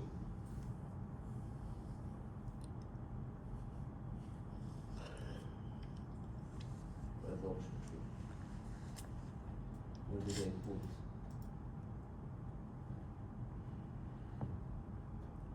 Where's my option tree? But okay, it doesn't matter.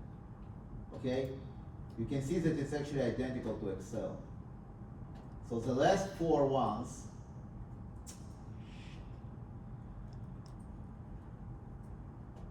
you start with 427, which is this guy. You see it? Then you have this, 817. Then you have this, 116. And then you have 17438. And then the last one is 17497.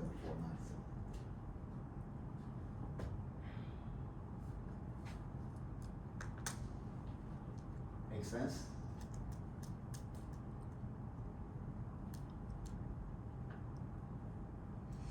Is this clear?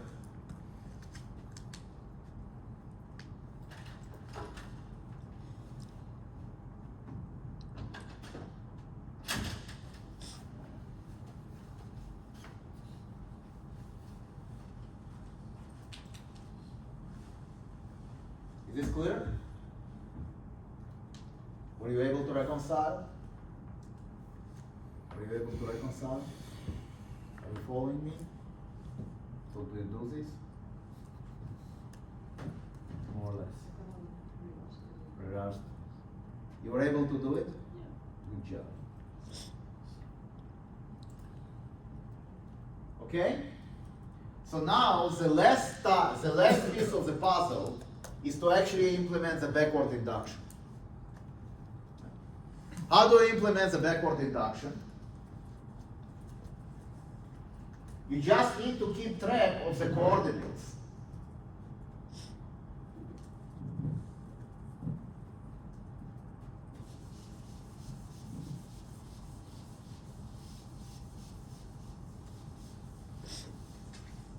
So you want to have asset 3 of ij, right?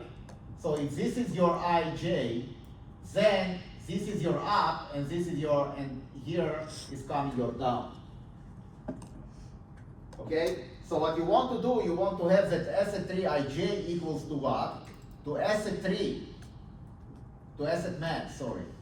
Asset math, ij, and you want the next row, so I plus 1j times pu plus, and you want this guy, so it's like this and this, so it's going to be asset I plus 1j plus j plus 1 times pd, and this all you want to discount by the risk free.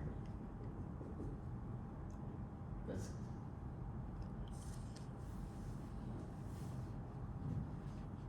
Okay? So let me implement it here. So now I want, right, once again, I want to implement, so if I have the diagonal, I want to implement everything to the right of the diagonal, right? So it's going to be for I in 1 until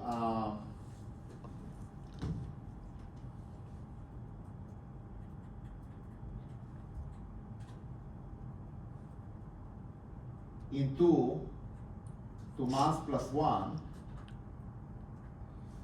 okay? And then you have here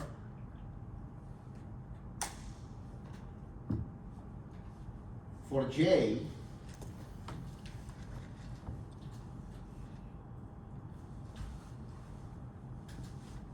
in I till months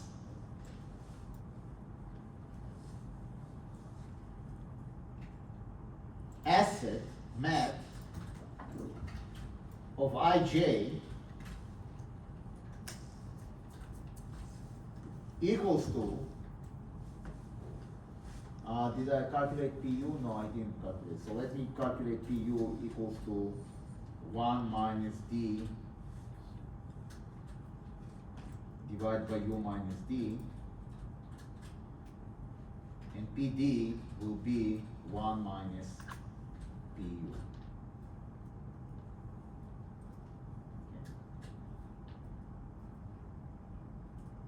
So asset ij equals to asset I j plus 1 times pu plus asset I plus 1 j plus 1 times pd, and you want to multiply all these by the risk-free rate.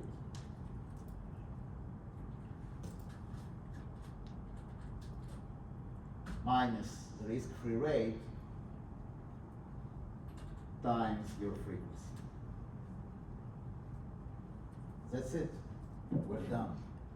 Or I hope that we're done.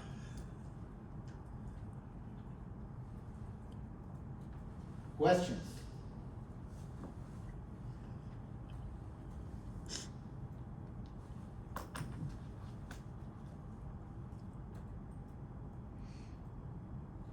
And we also want asset math. We also want asset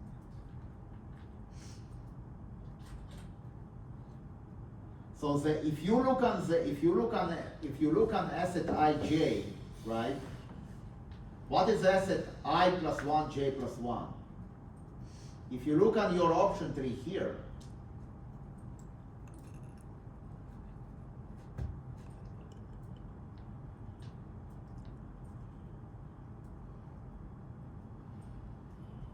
okay? If you look at the option tree here, what is, so this is asset ij, this is going to be asset I plus 1j. So if this is, so let's say, I need an insert shape. Where's the arrows here in this stupid thing? Insert, if you want to insert. Where?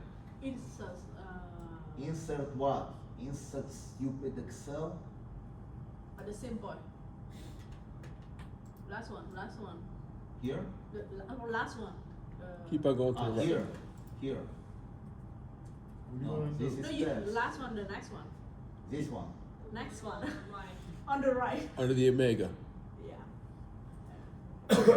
No. You click the symbol. Keep on going down. It's below. Yeah, go down. No, you the had it. symbol. Go back to where you were. It's underneath the pi and the omega. Oh, shapes here. That's what I know. This is going to be asset ij.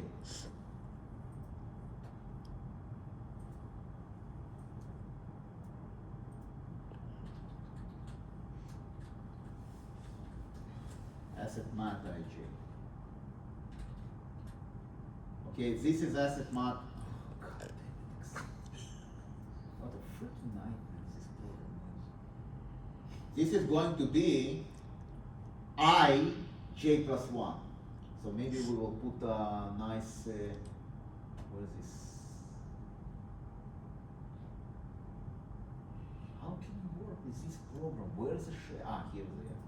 To be honest, you can just like right click and add a note. Lady boss, what are you talking about? I'm about to go postal with this program. It's unbelievable. You guys are heroes that you're doing it every day of your lives. It's unbelievable. And you're not going postal. This is asset I plus 1j. Voila.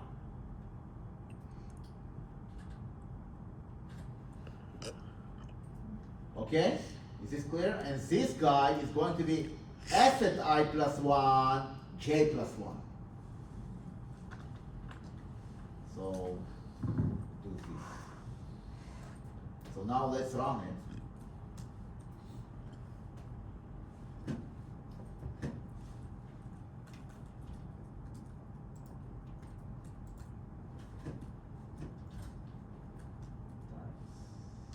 Delta t times frequency. Why doesn't it like the risk-free rate? Because the risk-free rate is not defined. It was 2%, I think, right? What was the risk-free rate? Or 4% or whatever. Risk free was 0.2, 0.02. 2%, okay.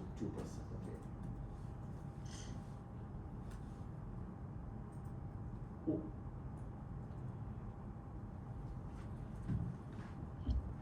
Subscript out of bounds, why is it, this I don't like, why is it out of bounds? For j goes from I to mass, why is it out of bounds? Professor, why are you doing like SMN I and J plus 1 instead of I plus Yes. 1J? What? Why is it I and J plus 1, not I plus 1 and J? Oh, because, oh, you're right. Very good.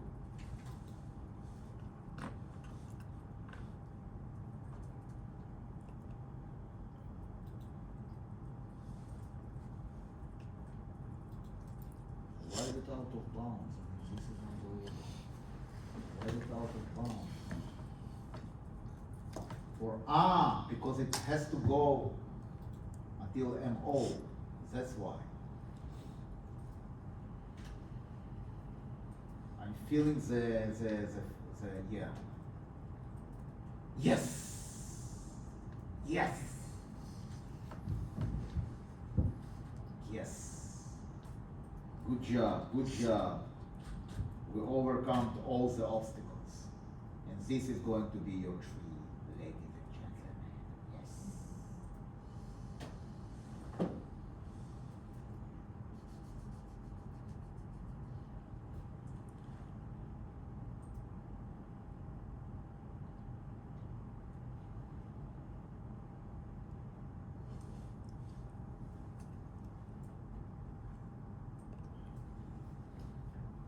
Yes.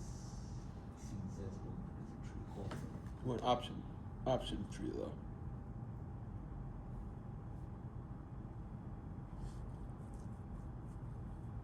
Asset map was the first tree. That's the first tree. No, I need the option tree. Yeah. Oh. What did I do here? Oh, I see what I did. I need the option tree here. You're right. My God, you guys are so good. What would I do without you? Very good.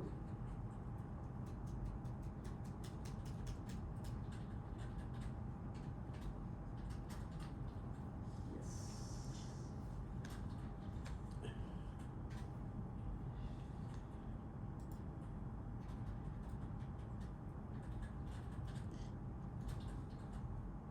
Yes. Now it's better? Option tree, as you pointed out to me, Mr. Weed. Option tree. Voila.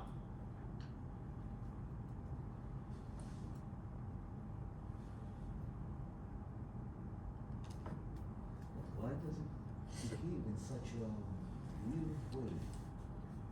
On line 18, the access map still need, Huh? line 18, you still have the access map. Yeah, It the- is Ooh, total. no, but this is good. This is what I want, Lady Boss, right? Because I want to find the end column. And now I'm starting to, and here, right, I'm doing the, The map. You might have to run the asset map matrix again, because that might have broke it. When yeah, you- but I already did it, no? But when you renamed it on the bottom again, you may have broke the first time it went through. Okay, so let's look on option 3, column 13. Okay, this is identical. I hope that this is identical to what I have here.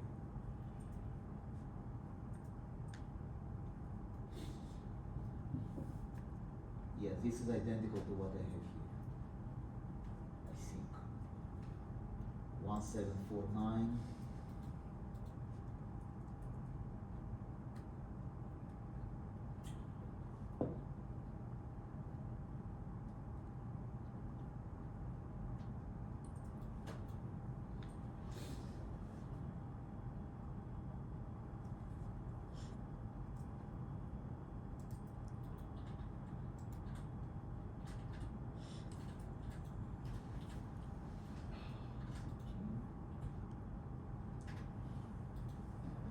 Is this correct? Let's see, 0.02.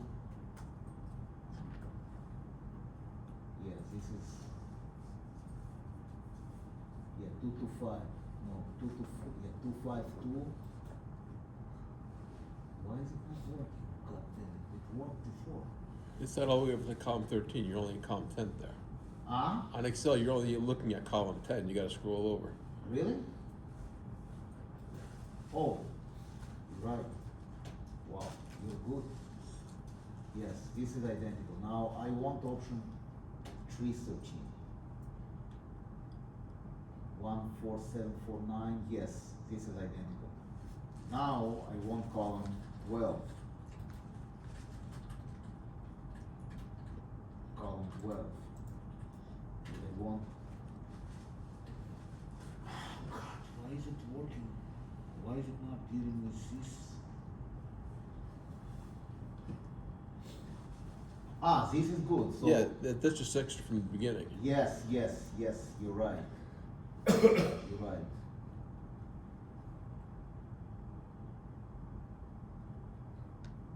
So this guy.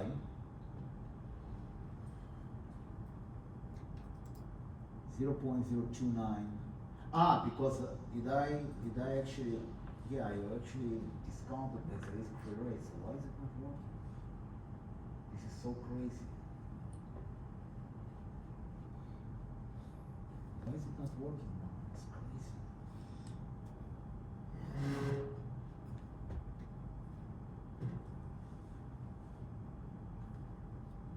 Two 197,880.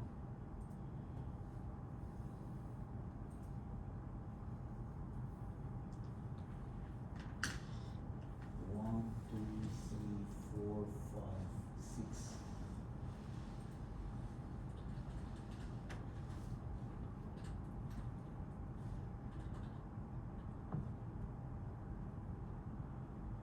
That wasn't column 12 on Huh? that. That wasn't column 12 on Excel though. It You- wasn't? No, Really? go back to Excel, Yeah. and the full, Oh. yeah, 219. no, all the way over, you're not all the way over at the end of the spreadsheet. I am. Okay, now you are, okay. Now I am 219788. 0 point. I don't understand why this guy is not identical to this guy. I mean, this is crazy.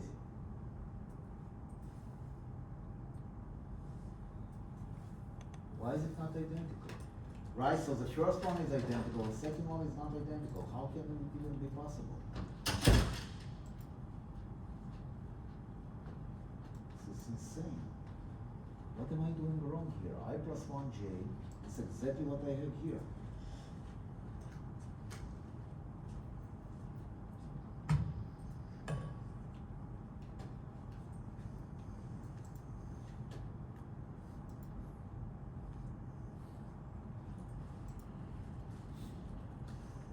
4108. There is no 4108. I have this. Come on.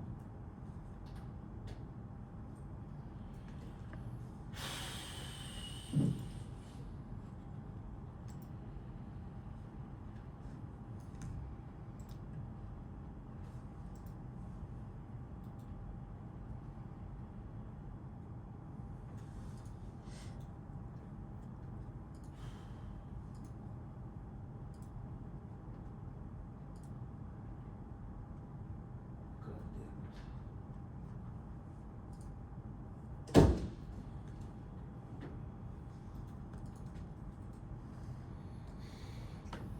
Something with the indices, guys. Something with the freaking indices.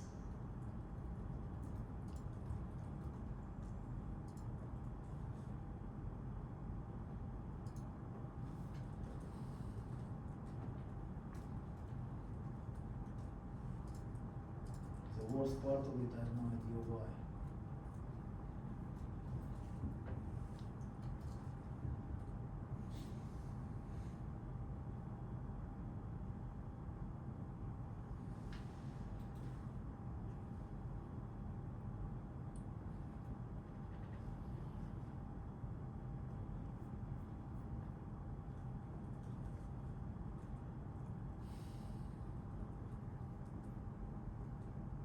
Well, the inner loop has to count backwards. Huh? The inner loop has to count backwards. So how are you counting backwards up there? No, but here, look.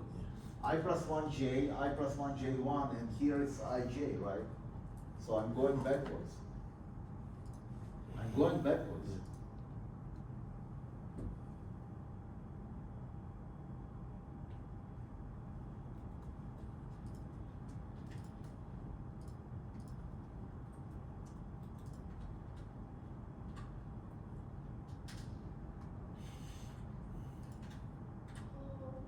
Professor, Yes.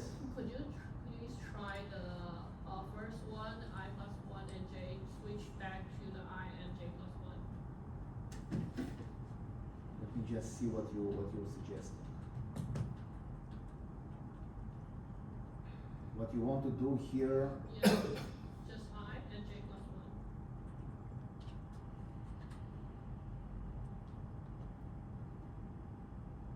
ah.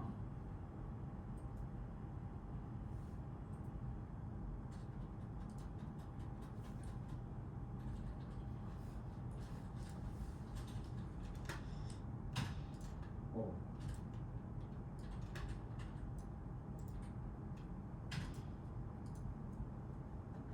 Well, that looks a little bit better.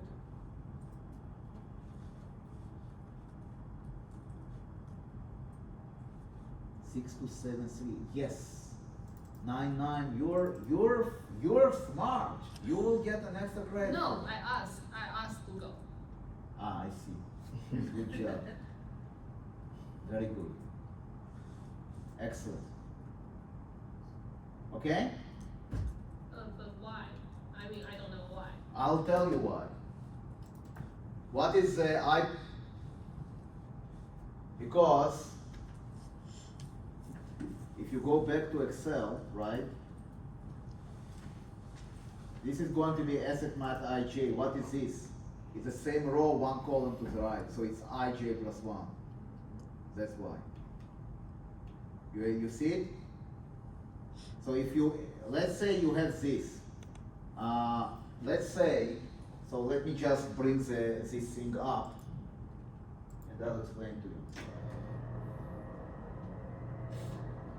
And I want the projector off. Where do I see the, where do I do the projector off? Somewhere here.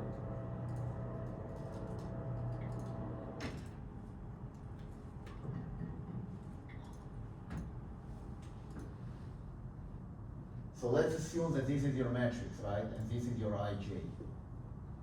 Okay? So in the asset tree, this, right, is ij plus 1.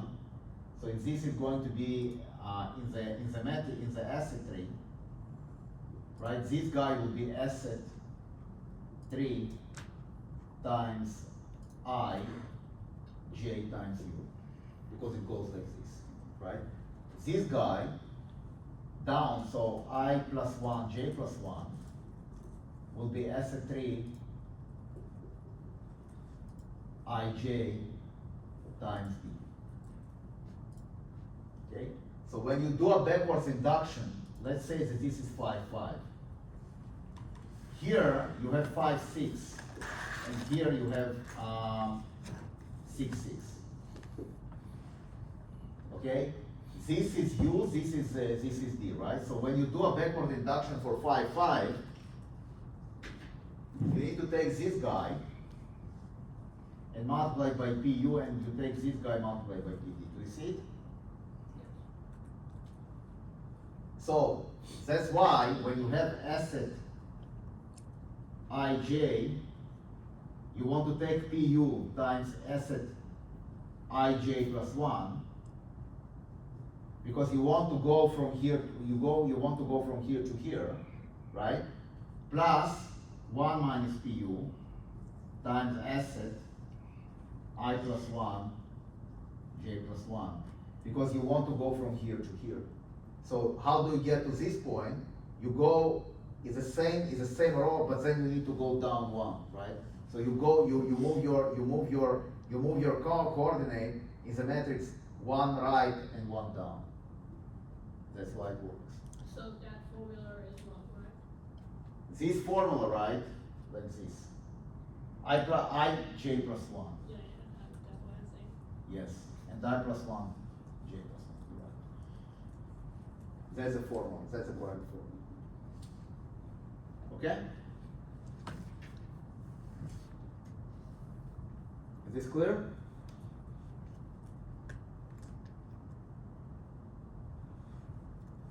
Is this clear? So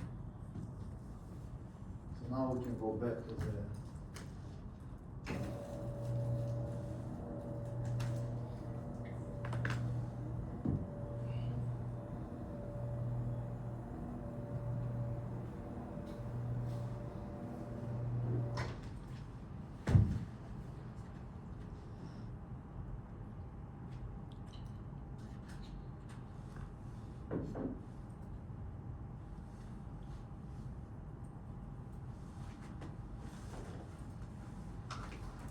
okay? Let me just go to the code.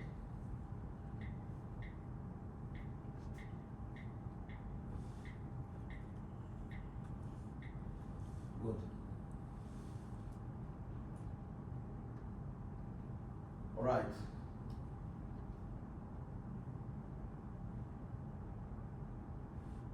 Make sense? Right? So in the tree, if you implement it in a matrix, when you go straight, right, you go always up. How do you go down? You need to kind of step to the side. So how do you translate it into the matrix? You go like this, and you go like this.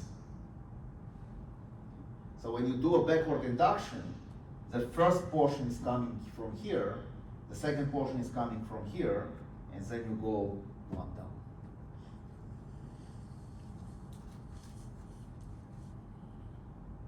And if you want to have fun, you can now take this code, right, and implement an American option on that. Don't worry, it's going to all be deployed on the, I'll deploy it now on the blackboard. Okay.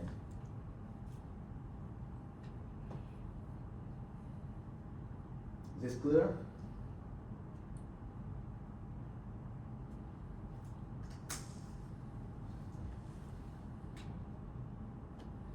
Let's simply want here to go from 1.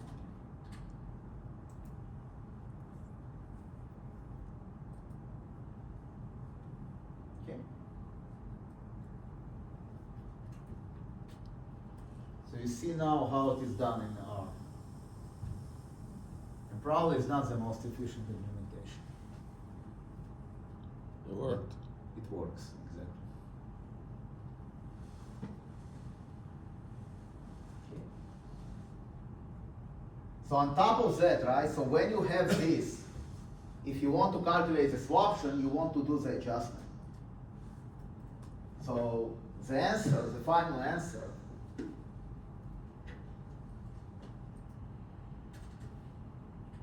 swaption price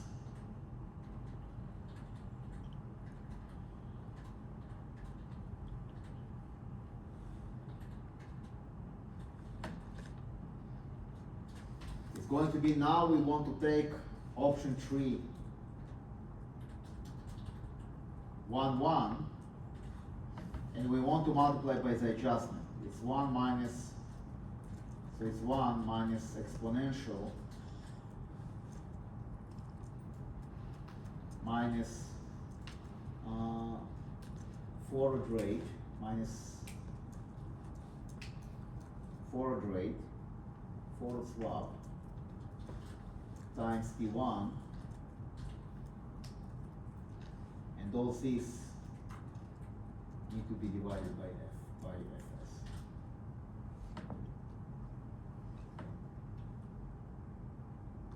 So you want to put here T1, let's say, was 5 years.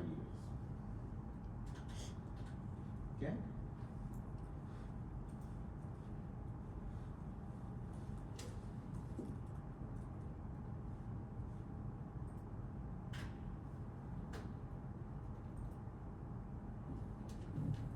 Is this clear?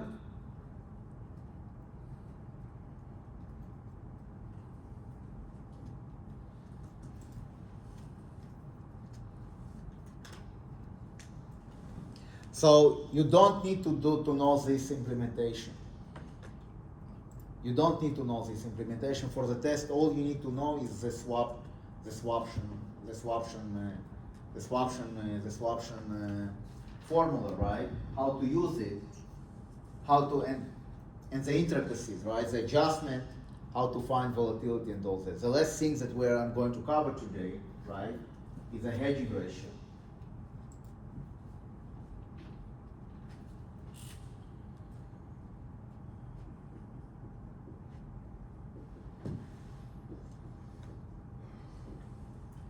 So, if you look at the swap, on the swaption, right, the formula is going to be 1 minus exponential f times T1 divided by f, and then you have this f n d1 minus k n d2, and you take the exponential e to the minus rt, right? You're asking yourself what is a hedge. So if you want to use a replicating portfolio technique, right? How much of the underlying swap you want to buy in order to kind of neutralize, right, your movements of up and down, okay, of the underlying swap. Now, what does it have? Why is it actually important in risk? Because you want to, let's say, calculate the key rate duration of the swaption.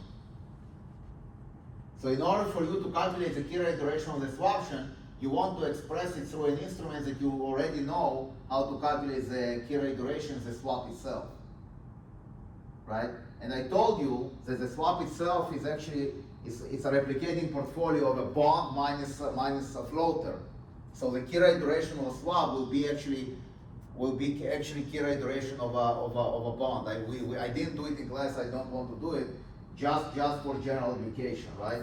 So if you know the key rate duration for f, you can calculate the key rate duration for the swaption. Okay, but for that you want to actually kind of express the swaption through the swap.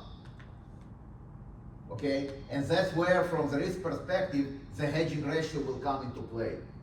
So what is the hedging ratio for the swap, for the swaption? It is going to be this guy.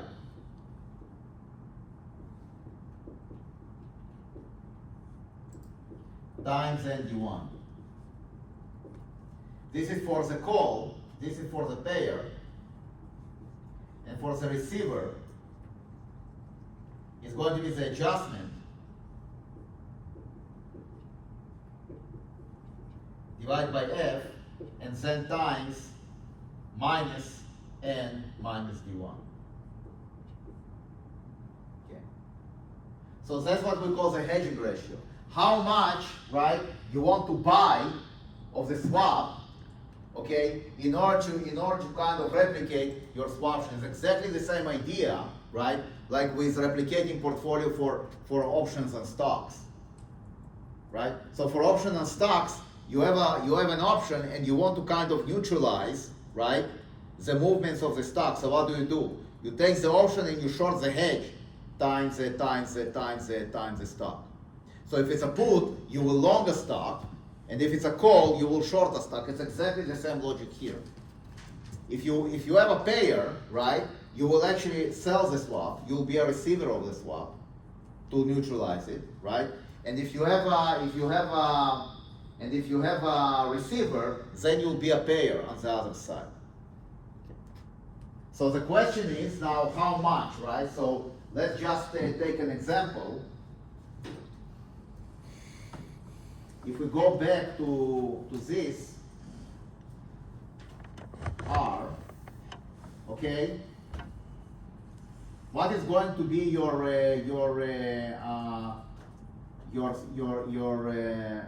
for the receiver, right? So for the receiver, for a call option, for a payer, sorry, you take this guy and you are going to multiply by this.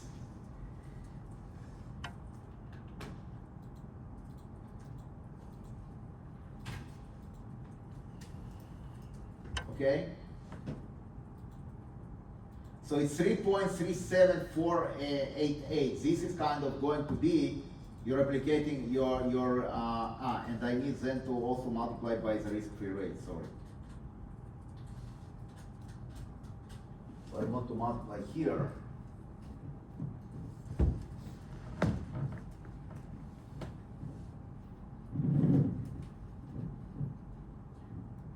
By exponential minus risk-free rate times t.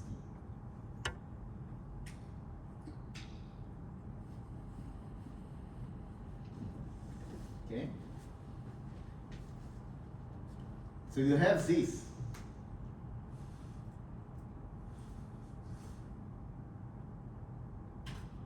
So you need to buy, right? So in order for you to hedge, you want to buy 3 times of the principal. So how much swap you'll have to buy in order to replicate your option? You want to take this guy and you want to multiply it by the principal. So if your principal is 100 million, that's how much you are going to buy. You're going to buy swap for almost 300 million to replicate, to hedge it. Is this clear? Right?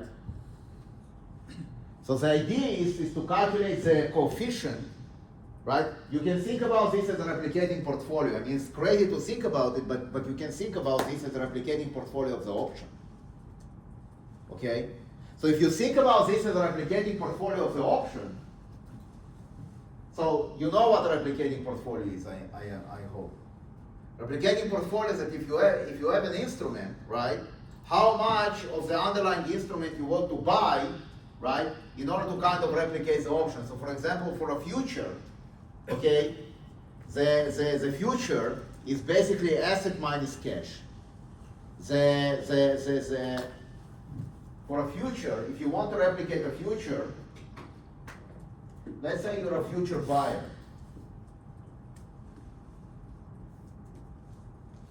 Okay, so what do?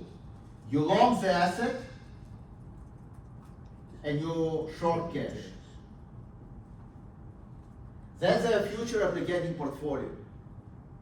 So if you take a future, if you have a future contract on the one side, and on the other side, you long the asset by funding it with cash, right? You take your asset, right? You sell it, you put it into, you borrow cash, and you buy the asset, right? It will be exactly like entering into a futures contract. Okay? So from that, so this is a replicating portfolio. Replicating portfolio is a portfolio, okay, where you are actually going to take your derivative and basically replicate it using a portfolio, using your underlying asset And for options, it's basically asset and cash. It's exactly like with futures. Okay? However, for this guy, it's much more complicated because of this, because of the dynamic property of the option. Okay? So for this case, when you have an option, which is going to be a payer, so it's going to be a caller, right? How much you want to buy of the underlying to replicate it? And you want to buy 300 million. The formula for that, right, is this times your risk-free rate. Okay? Is this clear? All right. People want to leave? Yeah, I got something I gotta go to. Okay. Enjoy your date, if you have a date. Okay? Questions? Is this clear?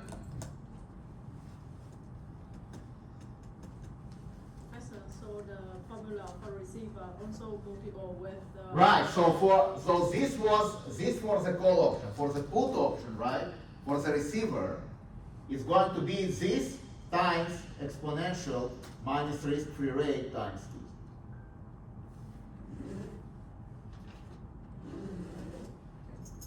So you want to have this, give me 5 more minutes. Give me 5 more minutes, I'll let you guys go. Give me 5 more minutes, okay? So you have this adjustment times ND1, right? And then you multiply by the risk-free rate. So the difference between the usual Black-Scholes will have ND1 times exponential. But for swaptions, you have also the adjustments that you need to multiply by. Okay? That's why, right, swaptions are so much more leverage instrument. You see, it's basically leverage 1 to 3 here. Okay? It's a very leverage instrument. Is this clear? All right, I think you had enough of me today. No breaks, tough stuff. I'll let you go. So what we want to do, so if you go to the so before you go, right, if you go to the Blackboard, if you go now to the Blackboard, and you go to student preview, you should see knowledge check for final exam. So start doing this. So we will actually discuss it next time. Okay. And last lecture we are going to have Bloomberg's sessions once again.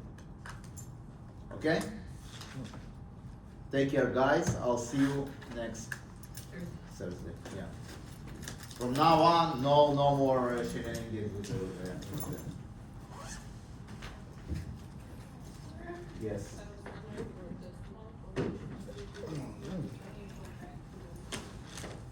Right, so. This one, you walk through or Yeah, no, but this, let me see. I thought. I tried it. Because I went Let me against see. one Let and me it's see. zero. Let me see.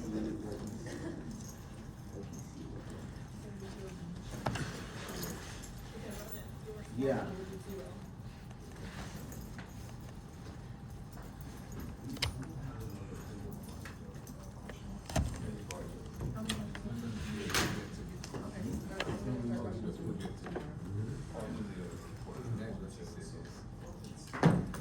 You're right there.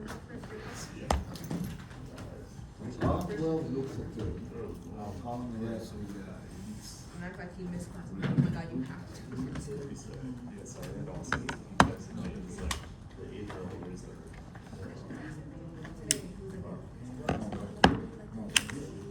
Yeah, like,